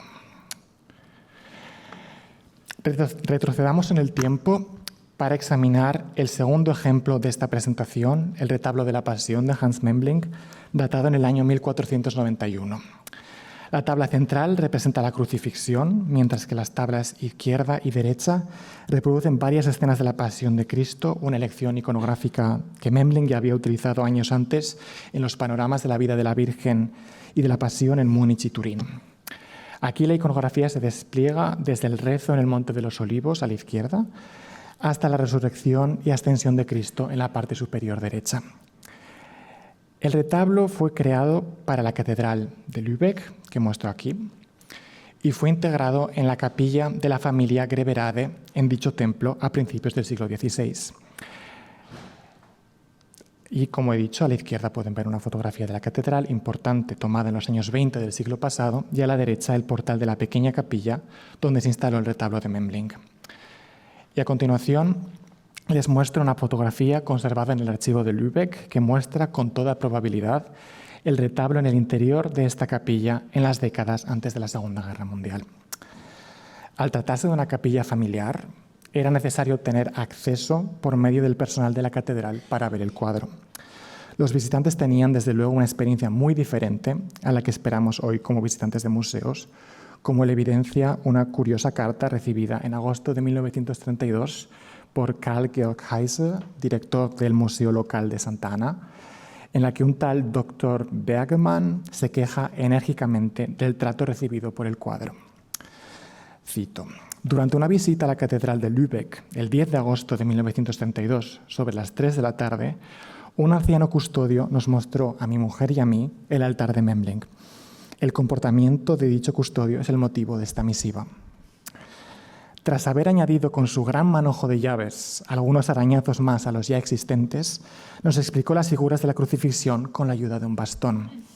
Desgraciadamente, lo hizo de manera tan violenta que movió el bastón sobre la superficie del cuadro como si fuera un mapa, un comportamiento que nos dejó escalofriados. Fin de la cita. A este peligro material, evidente en esta carta, se sumaba una segunda amenaza que acechaba en aquella época. Lo dejamos mejor aquí. Desde finales de los años 20, las autoridades municipales y eclesiásticas en Lübeck habían recibido una serie de ofertas millonarias para comprar el cuadro. La correspondencia del mercader de arte británico Joseph Dubin nos sugiere que probablemente un coleccionista privado estadounidense estaba detrás de estos intentos, que resultaron infructuosos a pesar de una oferta de casi 8 millones de marcos imperiales. Tras un breve escándalo en la prensa y varias reacciones indignadas, el asunto termina y el cuadro permanece en Lübeck, en la capilla que muestro en esta diapositiva. Sin embargo, esta posibilidad de venta inicia un proceso de investigación para determinar la propiedad del cuadro y quién tenía potestad para decidir sobre esta propiedad. El Archivo Municipal de Lübeck conserva varios dosieres que desgranan el testamento de la familia Greverade y la distribución de fideicomisos de pequeña magnitud durante los primeros años del siglo XX y su conversión en propiedad municipal. El resultado de esta larga investigación es simple. El testamento de la familia Greverade fue declarado nulo y la obra sería declarada propiedad de la ciudad en 1941. Pero volveremos a este aspecto más tarde. Y ahora sí. A lo largo de los años 30, mientras se llevaba a cabo esta investigación, Adolf Hitler llega al poder, extendiendo una retórica nacionalista y racista a todos los ámbitos de la sociedad alemana, incluyendo la historia del arte y los museos. Aquí les muestro la portada de una publicación titulada El retablo de la pasión de Hans Memling en la Catedral de Lübeck, escrita por Hans Schröder, director del Museo de Santa Ana en la misma ciudad, que sustituyó en el 33 al anteriormente nombrado Heise como director afín al nuevo régimen nacionalsocialista. Schröder, que no tenía ninguna tutela sobre el cuadro y que es solamente un espectador interesado, refleja en esta publicación el nacionalismo obsesivo de la época, reclamando la obra de Memling como parte del patrimonio alemán. Esto se basa en el descubrimiento en el 1889, de que Memling había nacido cerca de Maguncia, en la actual Alemania. Schröder enfatiza este aspecto en varios pasajes de su obra, afirmando, por ejemplo, cito, «El carácter alemán del artista no se niega en su obra. Lo reconocemos en la sobriedad de su colorido, en el cuidado de su dibujo, en su amor por los pequeños detalles, en la profundidad e intimidad de su voluntad creadora y en su gusto por la narración». Fin de cita.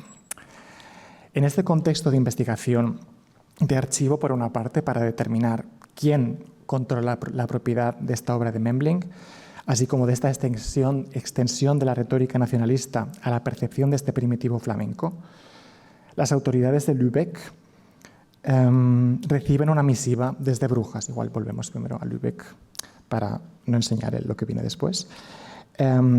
una misiva desde Brujas, la ciudad donde Memling desarrolló su actividad artística. Las autoridades belgas organizaban en el verano del 39 una exposición monográfica de la obra de dicho artista y solicitaron el préstamo del retablo de la Pasión. Y cabe mencionar que para esta época el gobierno de Hitler había restringido casi totalmente los préstamos a exposiciones. Y sin embargo, ahora sí, la demanda del gobierno belga fue aceptada tanto por Berlín como por las autoridades de Lübeck. Y en la primera semana de junio del 39, la misma semana que la exposición de obras maestras del Prado en Ginebra es inaugurada, la Pasión de Memling fue sacada de la Catedral de Lübeck, de la Capilla Graverade, y llevada a las salas del Museo Municipal de Brujas, un transporte publicado supervisado no solo por el personal de la catedral, sino por el mismo Schröder del vecino Museo de Santa Ana, por lo que el halo, el poder de influencia de este conservador se va aproximando poco a poco al cuadro. En Brujas, el retablo de la Capilla Graverade se presentó por primera vez junto a insignes obras de diferentes colecciones públicas europeas, así como de diversas colecciones privadas americanas. En contraste con la exposición del Prado en Ginebra, que fue cerrada antes del inicio de la invasión alemana a Polonia, la muestra de Brujas no se vio afectada en un primer momento por la guerra. En los primeros meses de la guerra es importante recordar que tanto Bélgica como los Países Bajos permanecieron neutrales.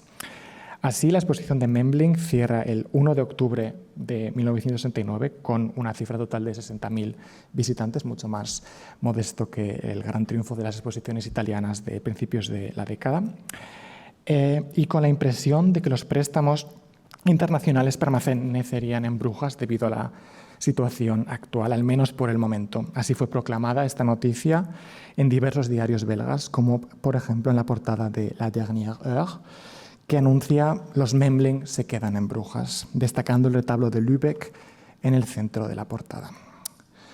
No obstante, los conservadores de museos extranjeros implicados hicieron todo lo posible para recuperar sus préstamos lo antes posible, como fue el caso del retablo de la Capilla Graverade. Schröder fue de nuevo el encargado de recoger el cuadro, y aquí muestro el telegrama enviado a finales de octubre del 39 desde Aquisgrán, la primera ciudad alemana tras cruzar la frontera, confirmando la recuperación del retablo de Memling, Memling Altar gesichert. El retablo de la Pasión volvió a una ciudad y un país en guerra, y de esta manera el cuadro no retornó a la capilla de la catedral, sino que permaneció guardado en cajas a la espera de ser evacuado fuera del núcleo urbano. Y como expliqué anteriormente, en 1941, cuando los bombardeos aliados se multiplican, todavía no, el cuadro fue trasladado junto con las obras más importantes de la catedral a un cofre acorazado en el banco de la ciudad. Y a pesar de la situación, es interesante ver cómo la disputa que he mencionado antes sobre la propiedad del retablo de Memling persiste aún en los primeros meses de la guerra, y no es hasta otoño del 41 que la ciudad de Lübeck y la catedral firman un acuerdo.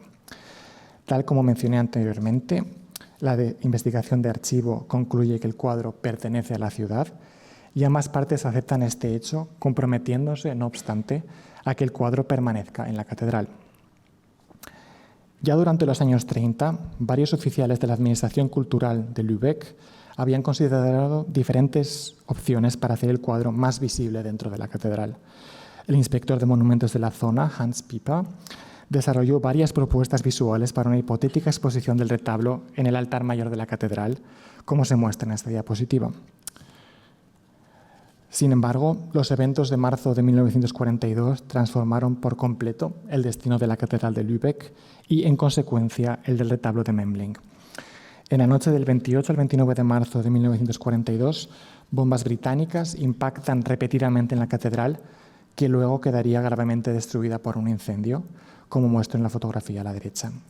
Durante ese tiempo, el cuadro de Memling permanece sano y salvo en el banco de la ciudad, y en 1946 es transferido al Museo de Santa Ana, de momento de manera temporal. Y aquí lo vemos en una de las salas de este museo. Sin embargo, en el verano de 1948, el semanario Der Spiegel publica un artículo proclamando la inminente venta, una vez más, del retablo de la Pasión esta vez para financiar la reconstrucción de una iglesia en Lübeck. La reacción de la opinión pública, así como del mundo de la historia del arte y los museos en Alemania y en el extranjero, no se hace esperar, ya que el archivo municipal de Lübeck está lleno de misivas recibidas en las semanas que siguieron a este polémico artículo. Es en este momento, como indica el número de inventario de la obra, 1948-138, que el cuadro se integra en la colección del Museo de Santa Ana, acallando de una vez por todas los incesantes intentos de venderlo y reflejando la claridad sobre su propiedad municipal, en el Museo Municipal de Arte. En una época de profunda destrucción física y moral, el museo se convirtió para esta obra en un puerto seguro donde capear las olas de la posguerra y la inseguridad que se había cernido sobre la obra antes del conflicto. Así llegamos al último ejemplo de mi ponencia, con el que fue quizá la evacuación más dramática y el retorno más improbable. Se trata del retablo del juicio final, pintado por el mismo Memling unos años antes en Brujas, entre 1467 y el 71. Mientras las dos obras que he presentado anteriormente representan escenas de la Pasión de Cristo, aquí Memling nos muestra una visión apocalíptica que separa el infierno de la gloria y que fue destinada, como retablo de Lübeck, a ser exportada al extranjero. Encargado por el mercader italiano Angelo Tani para la abadía fiesolana cerca de Florencia, el cuadro fue incautado durante un transporte de Flandes a la Toscana por el pirata Paul Benecke, asociado con la Liga Hanseática, y este Paul Benecke lo lleva a la ciudad de Danzig en alemán, donde fue depositado en la iglesia de Santa María. En esta tabla, atribuida a Bartholomäus Milwitz, vemos el juicio final expuesto en dicho templo. Esta captura del cuadro es finalmente resuelta por el pago de reparaciones por parte de la ciudad de Brujas a la Angelo Tani, y es así que el juicio final queda en la ciudad de Danzig hasta principios del siglo XX, cuando es transportado, como tantos otros artefactos culturales, al Museo Napoleón. La historia de este cuadro en París, su vuelta primero a Berlín y luego su retorno triunfal a Danzig, está descrita con detalle en el libro Patrimoine annexé de Bénédicte Savoy. Para nuestra ponencia de hoy es importante saber que el cuadro vuelve de París y permanece en los muros de la iglesia de Santa María, que perteneció a una ciudad, estoy aquí hablando de Danzig, que perteneció a Prusia hasta 1919, cuando es declarada ciudad libre tras la Primera Guerra Mundial y el Tratado de Versalles, convirtiéndose en una entidad supervisada por la Liga de Naciones.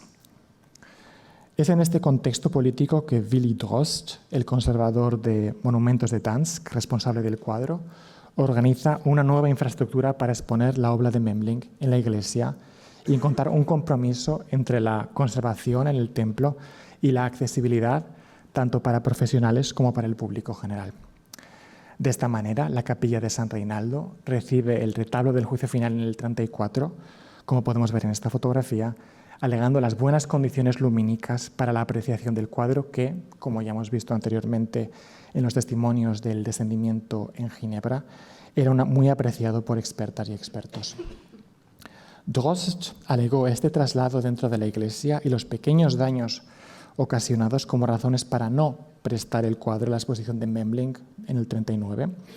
Y de esta manera, mientras que las autoridades de Lübeck hicieron una excepción para su obra, el cuadro de Danzig permaneció en Danzig. La tensión política del 39 fue, sin duda, otra razón para negar el préstamo. El 1 de septiembre del 39, Danzig fue de las primeras ciudades a ser anexionadas al Imperio Alemán de nuevo, una de las primeras acciones de la invasión alemana de Polonia que dio inicio a la Segunda Guerra Mundial. Tras permanecer evacuado en la misma ciudad hasta el 42, el recrudecimiento de la guerra aérea lleva a la administración local a trasladar el cuadro más al oeste. A principios del 45, cuando las tropas rusas avanzan y finalmente toman Berlín, el retablo se encuentra en un repositorio en Turingia, en el este de la actual Alemania, una región que, interesantemente, las autoridades de Lübeck también consideraron para trasladar su propio cuadro. En este caso, la ubicación del cuadro de Danzig, un poco más al este, marcará su destino en los próximos 10 años. A la llegada de las tropas soviéticas, estas lo trasladan al Museo del Hermitage en Leningrado, en la actual San Petersburgo, y así el juicio final se convierte en una más de las cientos de miles de obras llevadas de Alemania a la Unión Soviética en la posguerra, consideradas como reparación por las pérdidas sufridas en las colecciones rusas. Sin embargo, el juicio final no es expuesto en Leningrado, junto al resto de la colección, sino que acaba en una de las reservas del museo, una musealización a medias, por así decirlo.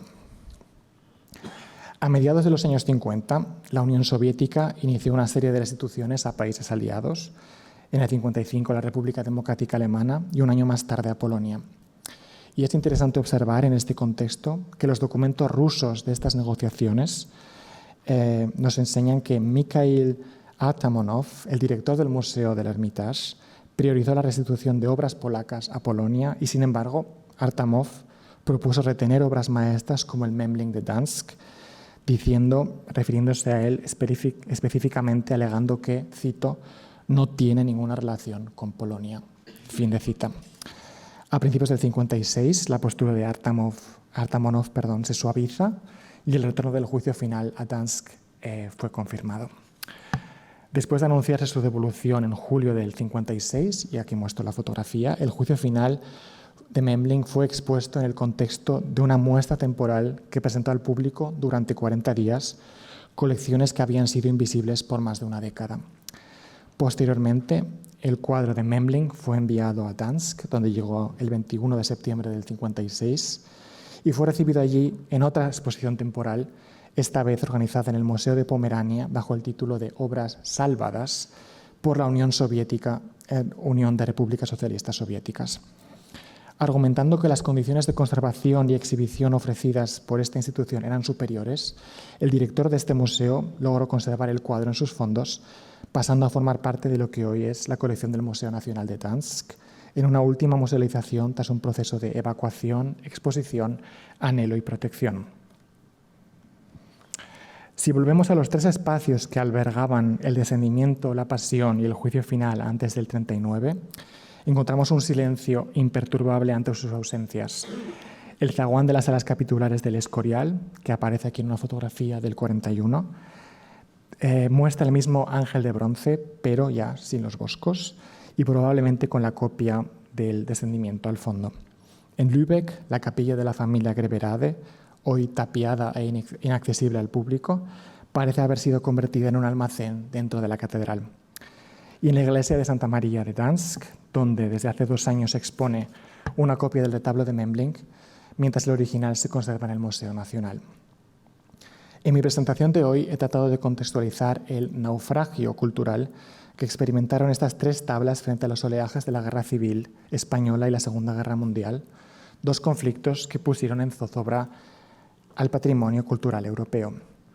Al igual que la anécdota del naufragio reproducida por Zurbitu con respecto al descendimiento de Van der Weyden, estas obras sobrevivieron al oleaje y alcanzaron un puerto seguro en otro lugar, distinto de aquel espacio de conservación que las había protegido durante siglos.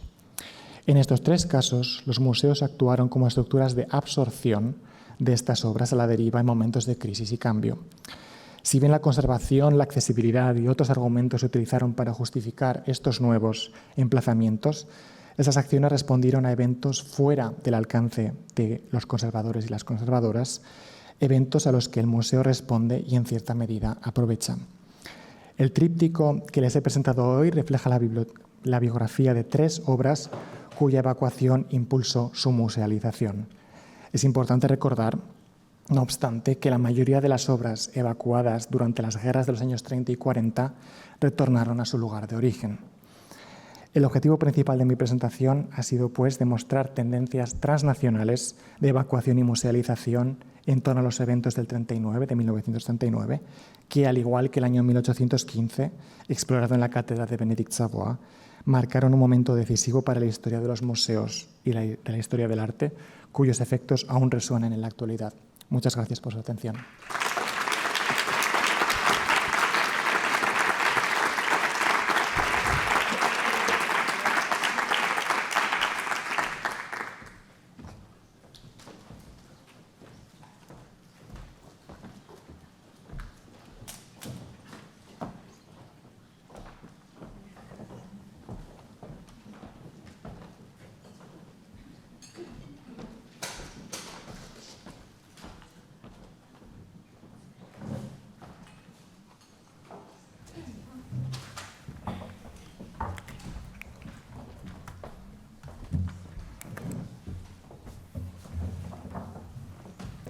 Bien, muchas gracias por cuanto habéis expuesto y yo estoy aún como, asimilando los temas que hemos escuchado y los análisis que les han correspondido.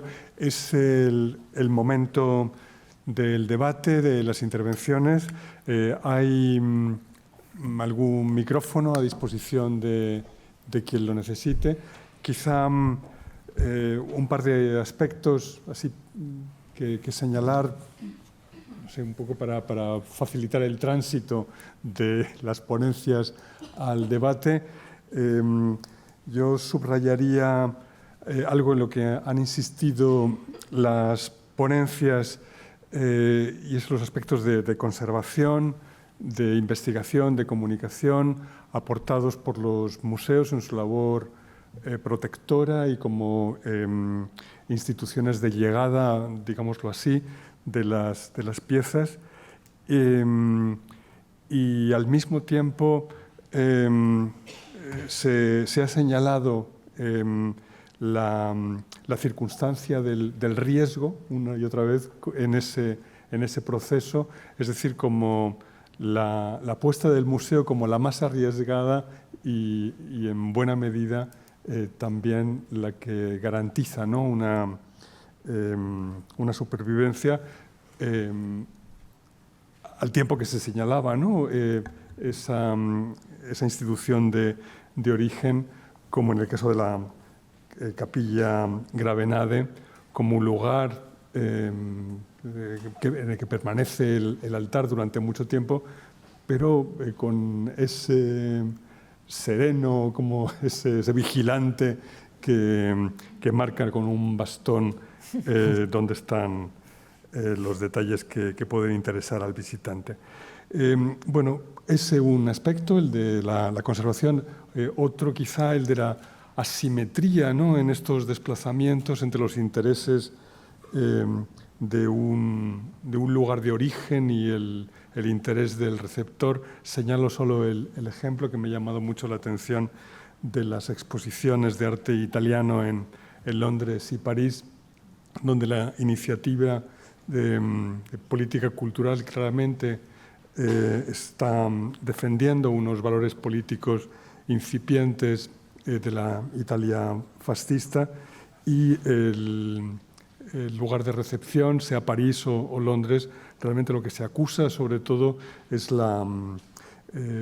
¿cómo decir?, el valor que tiene la exposición para el consumo y para bueno, lo ha señalado Cartolari repetidamente, el espectáculo, y es una cultura del consumo la que se está satisfaciendo, ¿no?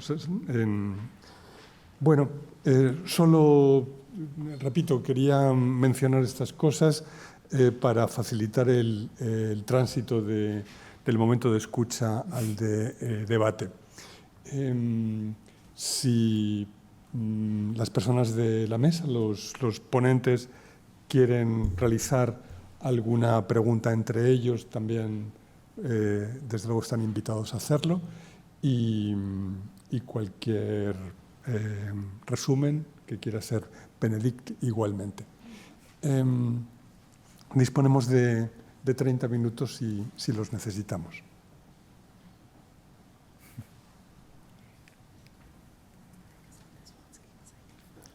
Adelante. Tienen traducción simultánea. Siempre que lo hagas aquí te van a traducir. Puedes hacerlo en español. Hola. Bueno, primero me gustaría agradecerles sus intervenciones. Me ha parecido increíblemente interesante. Además, vengo todo el mes viniendo a las conferencias de los jueves dadas por Bénédicte Savoy.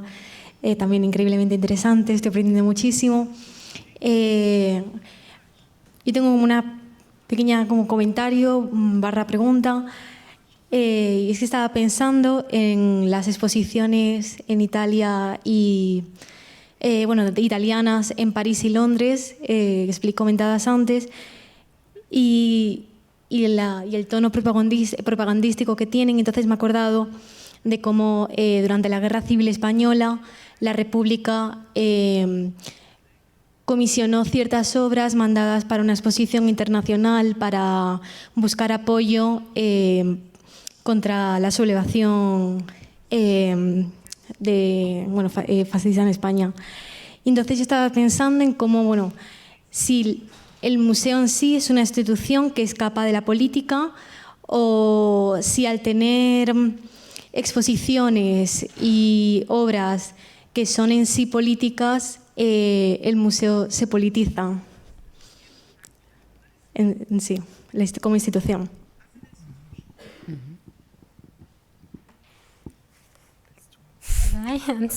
Well, from my side, I would say that yes, museums are political, both because they have, let's say, political in the large sense. They are public institutions that play a role in society. They address an audience, and they also manage what we call cultural heritage, something that we have somehow elected for its special symbolical value, and that we mean is worth being preserved, let's say, at all costs. So it is political because of its character, of its mission, but it's also political because I think that museum history shows very clearly how museum and museum staff and people working with museums were deeply involved, like we saw in the case of Sebastian, diplomats or even the king or the emperor, dealing directly and ordering, for instance, the acquisition of certain artworks. And again, the issue of exhibitions is another proof of that. And of course, we might think about exhibition nowadays as having a different character, but I'm sure we all know of certain, let's say, circumstances of political appropriation of certain artworks which are sent as ambassadors in the service of cultural diplomacy. It still happens nowadays. For instance, the big Leonardo exhibition at the Louvre, it created a sort of fight among the French and Italian government for the loan of the Uomo Vitruviano from Venice. So it's still aspects of museum policy that still play a role nowadays in the current political debate. So I would say that museums are inherently political, as it's political the definition of cultural heritage itself. Muchas gracias.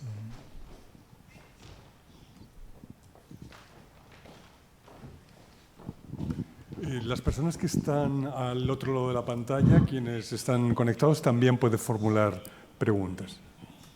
Hola, buenas tardes. Muchas gracias por las conferencias, me han parecido muy interesantes las cuatro. Y yo quería hacer dos preguntas. La primera está relacionada con la intervención de Bénédicte Savoy sobre las tres dimensiones del tiempo en los museos, del tiempo, el tiempo de los objetos, el tiempo de la gente. Y me gustaría saber hasta qué punto cree que ha hablado de que esos dos tiempos en algún momento pueden alinearse. Entonces me gustaría saber qué piensa sobre el hecho de que los museos puedan forzar o promover esa alineación de los dos tiempos.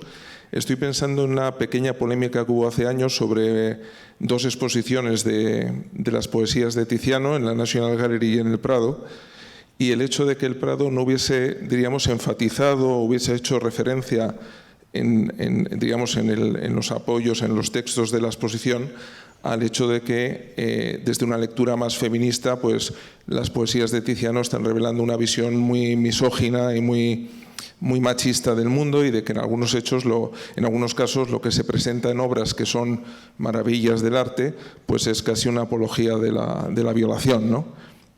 Entonces, los museos ahí pueden tomar una postura de mantenerse al margen y hablar de historia del arte, de forma y de autoría, o involucrarse de manera más activa en una lectura pues más contemporánea o más pegada a la realidad, ¿no? Entonces, eso es una pregunta para Bénédicte Savoy. Y luego la segunda pregunta, y aprovecho, es más dirigida a Sebastian Willert, es viendo un poco la historia de las relaciones entre Alemania y Turquía en relación con la propiedad, y el traslado de estas obras de arte, hasta qué punto le parece aceptable el argumento que se sigue manteniendo de que un museo como el British, no es British, sino que es una especie de Universal Museum que es propiedad, diríamos, de toda la humanidad y que realmente aporta un valor, diríamos, a la humanidad, no a los británicos, al, diríamos, presentar juntas obras de muchas procedencias, como los mármoles del Partenón, para que se puedan ser leídas, ¿no?, en el marco de ese museo incomparable, y con ello justificar que no se devuelvan, que es lo que parece que debería, diríamos, entenderse o debería colegirse de casos como las apropiaciones que nos han contado.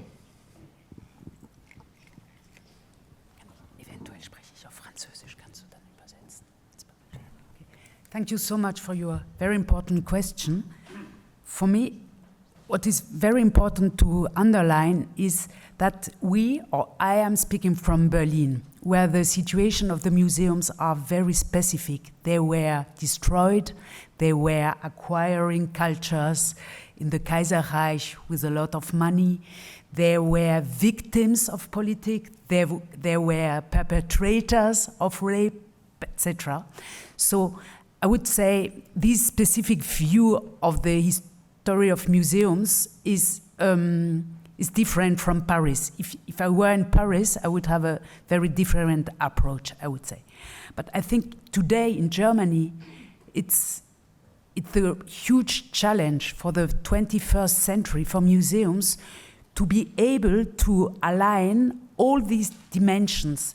It means to speak like scientific art historians, as they did from the 19th century on. The Berlin museums are scientific museums in the first place. So, and for me, so it's important to have all these dimensions: the scientific one, the audiences, which is in Berlin a huge problem. They have no audience. The old masters are empty museums, and to be able to ignify, to empower us and the next generations, children, being in contact with colors, which that you don't have in your phone. In our phones, we have 156 colors, but if you are in the Del Bosco here with the Garden of Delights, you can have a brain explosion because of colors. And I think it's very important that these colors, or museums, are temples of colors, of reality, of format. Everything is big. It's not, and you're not able to push it away if you are not happy with that. You have to stand, you have to resist as a person. And I think it's very important to give this experience to our children, or our students, which are really thinking that everything is in these dimensions and in these colors. So to have these dimensions and to be able to speak about all the decades of violence, of deprivation, of showing on a painting with a button, with a stick, etc., to be able to not to separate these dimensions. It's very difficult. We have the situation now in Berlin because of our pressure, of the pressure of public opinion, of medias, etc., that the museums, or some of them, tried to be transparent about their histories, and they did it at the Humboldt Forum, for example, in this ethnological museum. They are almost transparent about the very disgusting colonial violence connected to the collections from Africa, for example. But doing that, they are absolutely not able to conserve the dignity of objects. The objects are only rests of violence or proof of violence. And I think it's a transitory moment right now. And I'm sure museums, professionals, beautiful people and very skilled people will be able to put all these dimensions on display for the public, because I'm completely sure that our audiences are absolutely interested in all these histories, because these histories of violence, war, etc., are becoming our history. from today. And in order to understand the violence of our times, we need to understand that you can have moments of violence and have the rescue of eternal works, etc. It's possible. The violence is not the end of the story, etc., etc. And so I think museums have a huge responsibility. Maybe it's a too big responsibility for museums because museums are not able to do everything. But I would say we try to help museums because we love museums. We are not against museums, and I think it's very important in the German context to repeat and repeat and repeat that we are friends of museums, but this friendship needs now more transparency. So I would say it was a too long answer. I'm sorry. Thank you very much for the question and also for your answer, because it's kind of a bridge to my answer. You were talking about transparency, and I think that's kind of one important aspect when we talk about museums as the preservers of humankind heritage. In the context I am speaking, and I did my research, and I had the feeling that museums construct narratives to justify their politics in a way, and to justify why they are not returning objects in a way. So I would connect this necessity to promote transparency with like the politics of the museums, because I have the feeling that if you promote to preserve something like a humankind heritage or something, you need to guarantee access for everyone, which is not the case, especially in the context I did focus on, the former Ottoman realm. People from the regions of Turkey, Syria, Lebanon, Palestine nowadays, and also Jordan, they don't have easily access to European museums at all. So how can you preserve the heritage of the persons over there if they are unable to see that during their lifetime? And then the other thing is that during my research I found kind of evidences for how German archaeologists, for example, promoted the German way of preserving heritage. And they introduced that into the Ottoman realm, which was taken over by the Ottomans in Istanbul and transferred into the provinces.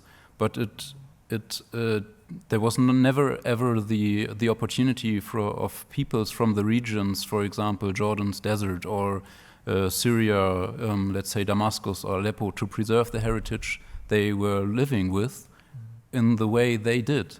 And so it's kind of a colonial atmosphere which is transcending into the Ottoman realm in a way. And I think that is important to highlight when we talk about how museums are preserving the objects. Of course, in connection with what Bénédicte just said, that we kind of want to help the museums in how they are putting together their narratives and everything. So that would be my answer.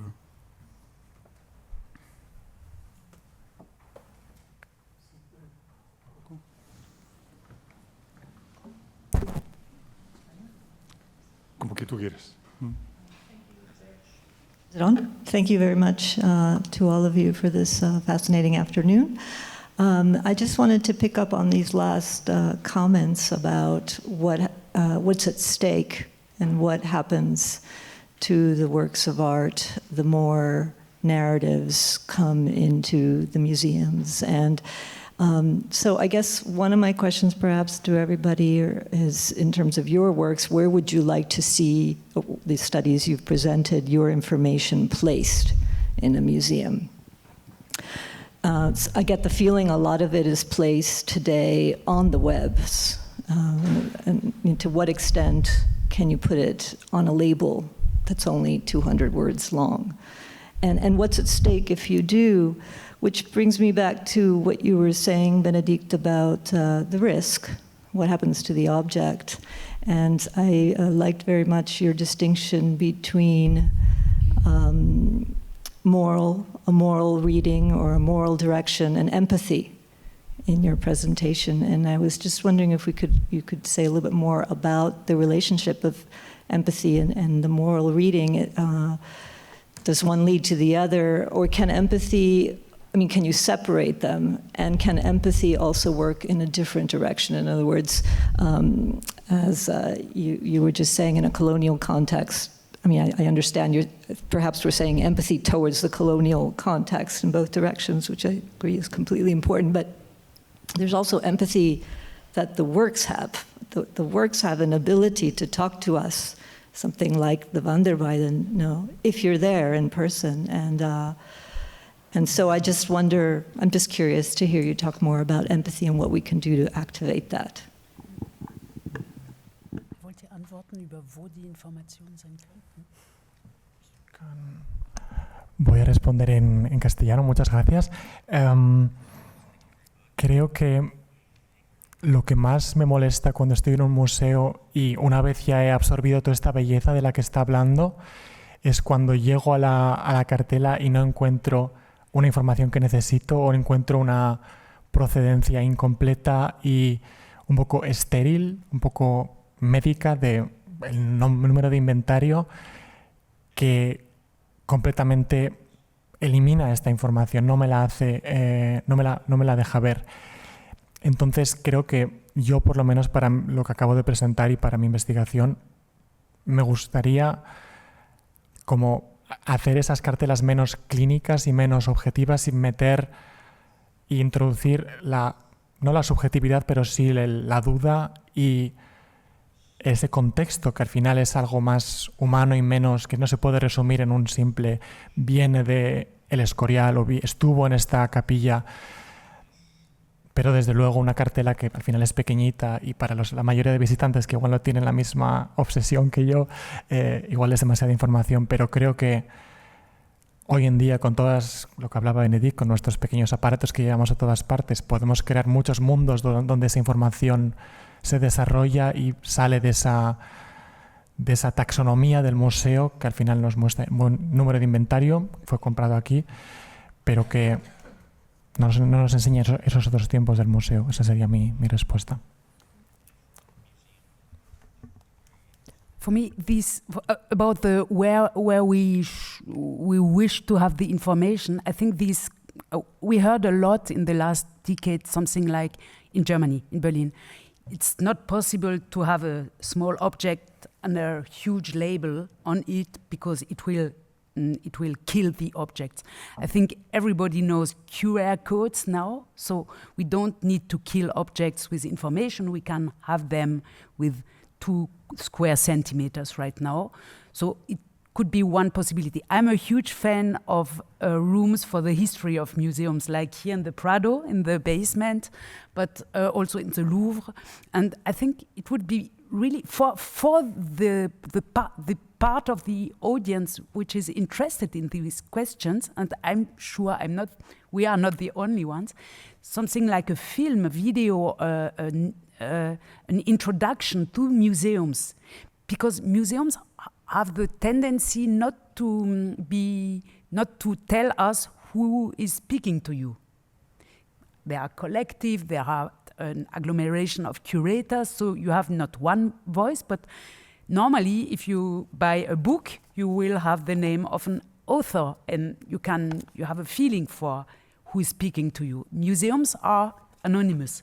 They have a huge authority, but it is an anonymous authority. And I think in our times of fake news, information, etc., it's really important for the audience to know who is speaking to me. And one of the way of doing that could be to give something about the biography of the museum, to give 5 minutes, 10 minutes of, so I was born in 1819, I had problems in the 30s, etc. So as a museum, and yes, maybe it's connected to my interest for film and for this kind of narrations. But yes, it's one thing. And about empathy, if you speak to Germans about empathy or emotions, it's very dangerous because emotions and empathy are the enemies of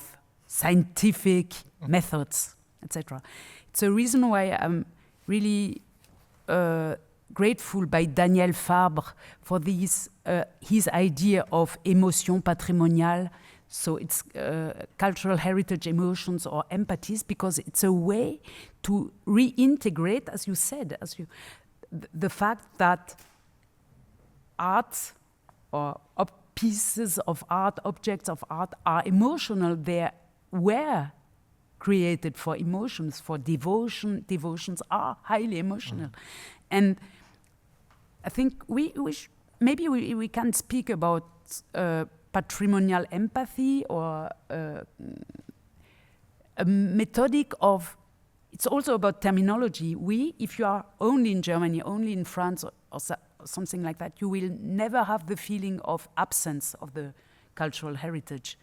If you are in Italy, you have this feeling of absence. If you are in Aleppo, if you are in Cameroon, you have the feeling of, because it's empty.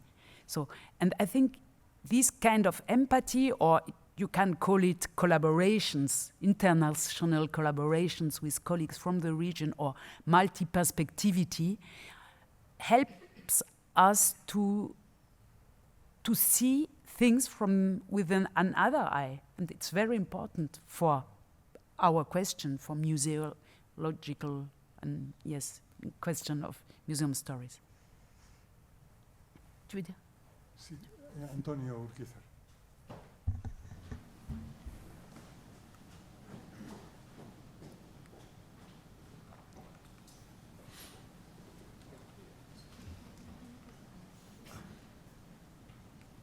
Buenas tardes.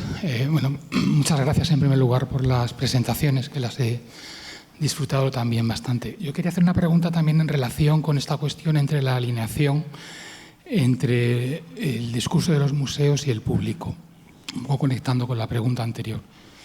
Yo tengo la sensación de que los museos, cuando se crean, y lo hemos visto en las conferencias anteriores de Bénédicte, están creando un discurso que democratiza una idea de la historia del arte tradicional en su público, y a partir de ahí, durante generaciones, la gente que viene a los museos o que va a los museos se encuentra con lo que busca, que es un discurso de una historia del arte basado en la evolución formal y también en la identidad nacional. Ahora estamos diciendo que precisamente el mundo está en otro lugar y los museos tienen que adaptar los discursos a ese nuevo espacio en el que está el mundo, en el que hay otras preocupaciones que tienen que ver con el mundo poscolonial o que tienen que ver con el feminismo, por ejemplo. Y están los museos adaptando su discurso a esto. Sin embargo, como ha dicho Bénédicte antes también, en muchos sitios los museos de los grandes maestros del arte antiguo están vacíos y en otros están llenos. Si uno va a los Uffizi o viene al Prado, hay colas, porque parte de lo que el público del turismo de masas espera en estas ciudades es visitar un museo. Pero ese turismo de masas que visita los museos lo que sigue buscando es ese discurso de la historia del arte tradicional, porque entra al Louvre o entra al Prado buscando a Velázquez o buscando lo que ha estudiado o lo que ha visto en el colegio o en los medios de comunicación en una formación de historia del arte tradicional. Entonces, mi pregunta, y ya entro en ello, es si de la misma manera en la que los museos pudieron ser agentes para diseminar y crear y popularizar una narrativa de historia del arte que estaba alineada con lo que ellos ofrecían y los visitantes venían, si pensamos que todavía hoy los museos son capaces de funcionar como agentes y en ese cambio de discurso promover realmente un público que mayoritariamente en los museos esté buscando esas ideas que pensamos que los museos tienen que incorporar. O si por el contrario lo que se va a producir es una especie de decalage entre un público que de manera mayoritariamente está buscando esas ideas de que qué bonita es la pincelada, de qué bonito es el color verde, y le estamos ofreciendo un discurso que va por otro lado. La pregunta es si realmente pensamos que los museos, en un mundo en el que la cultura popular está ya en otro sitio, tienen capacidad de actuar sobre la sociedad como unos agentes en los que están, bueno, pues popularizando un nuevo discurso y una nueva forma de relación con las obras de arte, ¿no? Si fueron capaces de hacer que un cuadro de altar dejará de ser un objeto litúrgico para convertirse en un objeto de contemplación estética si pensamos que hoy son capaces de conseguir que un objeto de contemplación estética se convierta también en una máquina de reflexión política en otro sentido. Gracias.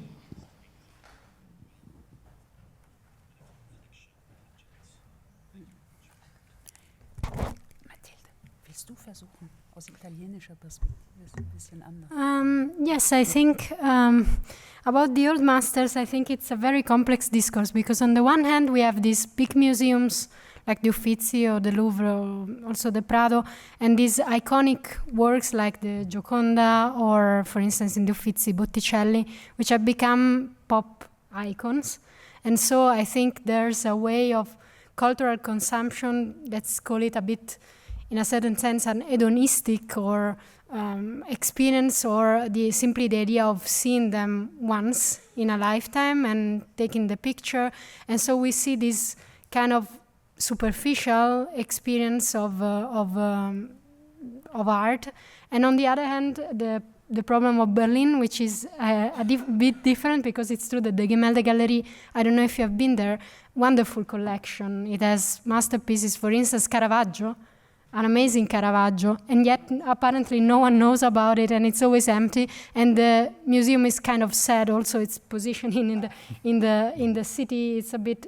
It has a whole history. So I think, on the one hand, we as a museum historian, we can help explain the reason why we have come to this situation, and try to also suggest solutions. For instance, in the Uffizi, is the overcrowding is a big problem. Mass tourism is a big problem from this, especially in Italy. I've studied in Venice, and the whole city has become inhabitable because of mass tourism. So in that way, there would be maybe a way to tune it down and try to, let's say, deconstruct the aura of the masterpiece and try to favor a different kind of cultural consumption and more sustainable form, both environmentally and culturally and socially sustainable form of cultural consumption. On the other way, and in Berlin, entirely different problem, but also a big opportunity, in my opinion, because then you would have room to work differently with the collection and, for instance, try to experiment more, because it's certainly true that museums, in a way, still offer a very traditional art historical expertise. So you have the Italian school, you have the Northern school, you have attribution and dating, and these new approaches to art history, I'm thinking about our museum history, but also, for instance, technical history or other aspects, social history, are still very little present in museum displays. And certainly it's risky in a way to try to experiment more with this format, but a situation like Berlin maybe would be ideal in a certain sense, because it's less, let's say, under the public spotlight than museums like the Uffizi.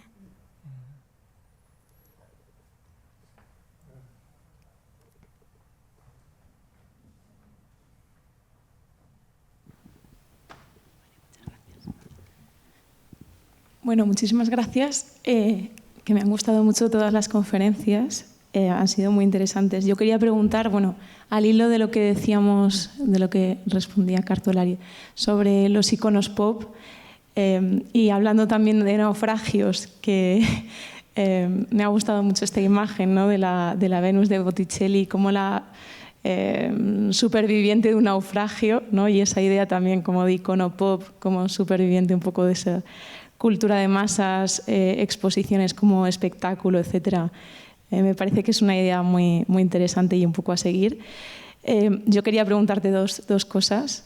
Una era si habías encontrado más imágenes de esa Venus de Botticelli como viñetas satíricas, porque en la exposición del 35 hay varias y me parece también muy interesante, ¿no?, como sirven un poco de diana y al final como imagen popular, básicamente del arte italiano. Y luego también sobre esa simetría entre la exposición de Londres y la de París. ¿Qué hipótesis tienes tú acerca de los públicos, la diferencia de éxito entre una y otra? Si lo achacas meramente al hecho de que había muchísimas más obras en París que en Londres, o qué factores crees que han podido determinar como ese gran éxito de la exposición del 35. Y tengo muchas más preguntas, pero para otras ocasiones. Muchas gracias. Thanks. By means, maybe just a quick clarification, but in means of asymmetry, you mean the difference in the presentation between the two exhibitions? Am I interpreting correctly? Or asymmetry of... well, it was pretty close, 500,000 visitors both. So Paris even more because it was an even greater exhibition, and the whole venue was larger. There were even more works, and probably also even the advertising, even though I think they were close, to be honest. But about the lack of symmetry, I think they are two different exhibitions. Because they originated in different contexts. The London exhibition essentially goes through these personal networks. And once the wife of the Foreign Secretary, Ivy Chamberlain, manages to get to Mussolini, essentially the whole fine art administration, the whole machine starts. And this curator, Ettore Modigliani, plays a very important role. He's the one who really is kind of the soul and the regisseur behind this exhibition. So you see, for instance, a lot of works from Milan or Lombardy, because he was a superintendent in Milan. So he was the one who gave his personal imprint, in a way, to this exhibition. And that's also the reason why you still find these very connoisseurly interests for instance, reuniting scattered ensemble. The Parisian exhibition, as you said, as you saw, this I think this central hall already tells it all, but it's this very propagandistic official exhibition, and it's in a way connected to the evolution of fascist domestic policy. So you have a ministry, the Ministry of Press and Propaganda, which start taking over this whole organization and transforming the whole thing in an essentially propagandistic event. So it's really, it depends on the origins and the organizational framework of the two exhibitions. Even though I would say that London is still the prototype, is the starting point. It's London that allowed to set the precedent, and Paris follows into these lines. And about the use of, Botticelli is kind of a constant, I would say. It's the artwork which appears the most. To be honest, I haven't worked on a single genealogy of a single artwork, but of course Botticelli comes from this 19th century arts and craft movement and this whole appropriation in the early 20th century aesthetic of liberty and Art Nouveau, etc. So it already was an icon, and it sort of remained iconic across this exhibition. So you find actually a couple of examples. There's this famous, not famous, but renowned caricature of Laval in the place of the Venus to signify this militaristic undertone. But I would say that even nowadays the Botticelli is still very much. There was an advertising campaign in Italy, terrible. It's called Buongiorno Meraviglia or something like that. And it used this sort of influencer, which is the Venus of Botticelli, used through artificial intelligence, animated, so to make it look like a contemporary girl. So it has remained. I remember even during the pandemic, I was walking through the street in Berlin, and I saw a cover of a magazine with the Botticelli Venus with the mask.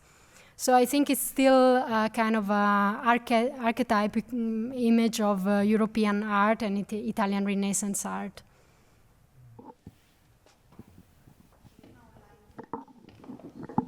Sí, ¿la puedes formular tú? Es una pregunta online. Una persona que se llama Carmen pregunta en relación a las cartelas, que es el tema que ha salido antes. Dice, esa personalización de las cartelas a las que se alude quizás no estaría ligada con una museología más crítica, es decir, al cuestionamiento de la institución en sí.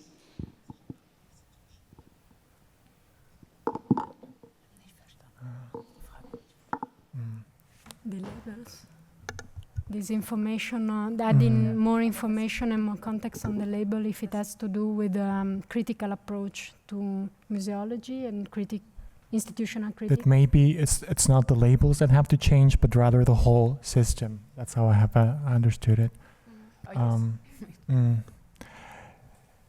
Yes. I think it's important for me, it's very broad, and it has to do with your question, to have something like a rehistorization of museums, because museums are, with their labels, but also with their architecture, they are always trying to have aesthetical, how do you say, chirurgie esthétique?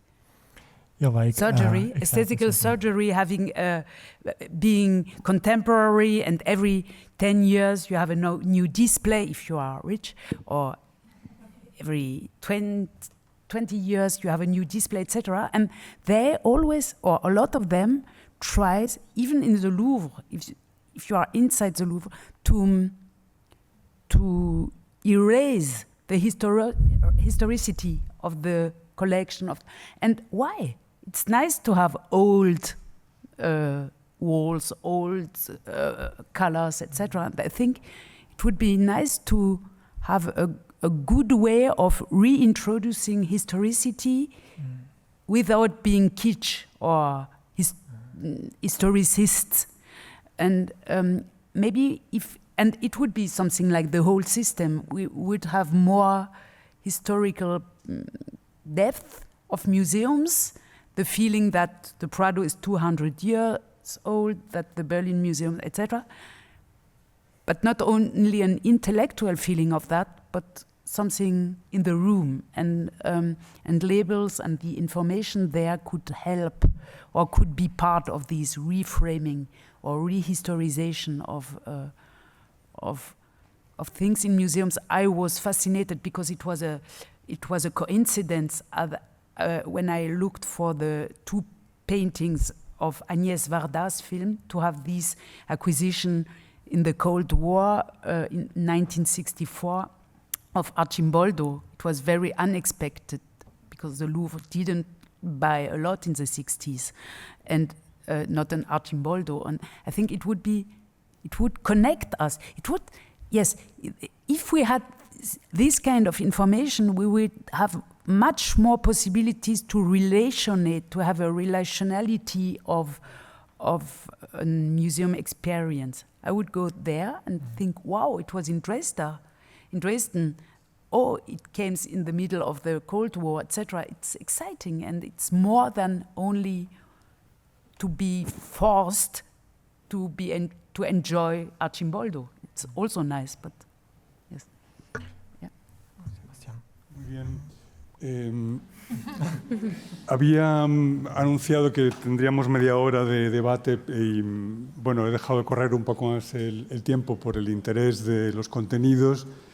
Hemos escuchado unas ponencias que tenían en común hablarnos del traslado de bienes culturales, de traslación, ¿no?, de obras de arte, o esta palabra que también utilizábamos forzando un tanto el lenguaje, de la traslocación de bienes culturales, y con esa serie de ponencias hemos hecho un viaje a lo largo de buena parte del tiempo contemporáneo, con ejemplos siempre muy señalados.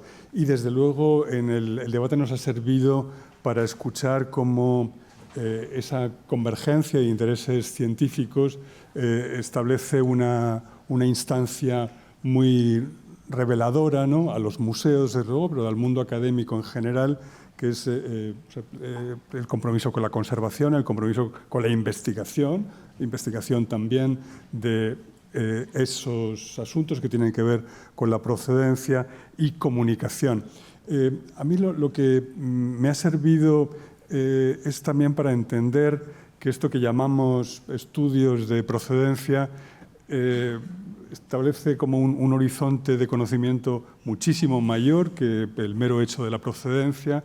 Han salido temas relacionados con la diplomacia, con las estrategias militares, con la economía política, con la psicología social, un montón de factores que verdaderamente se corresponden, ¿no?, con el mundo de la actividad humana y de la cultura de una forma muy central.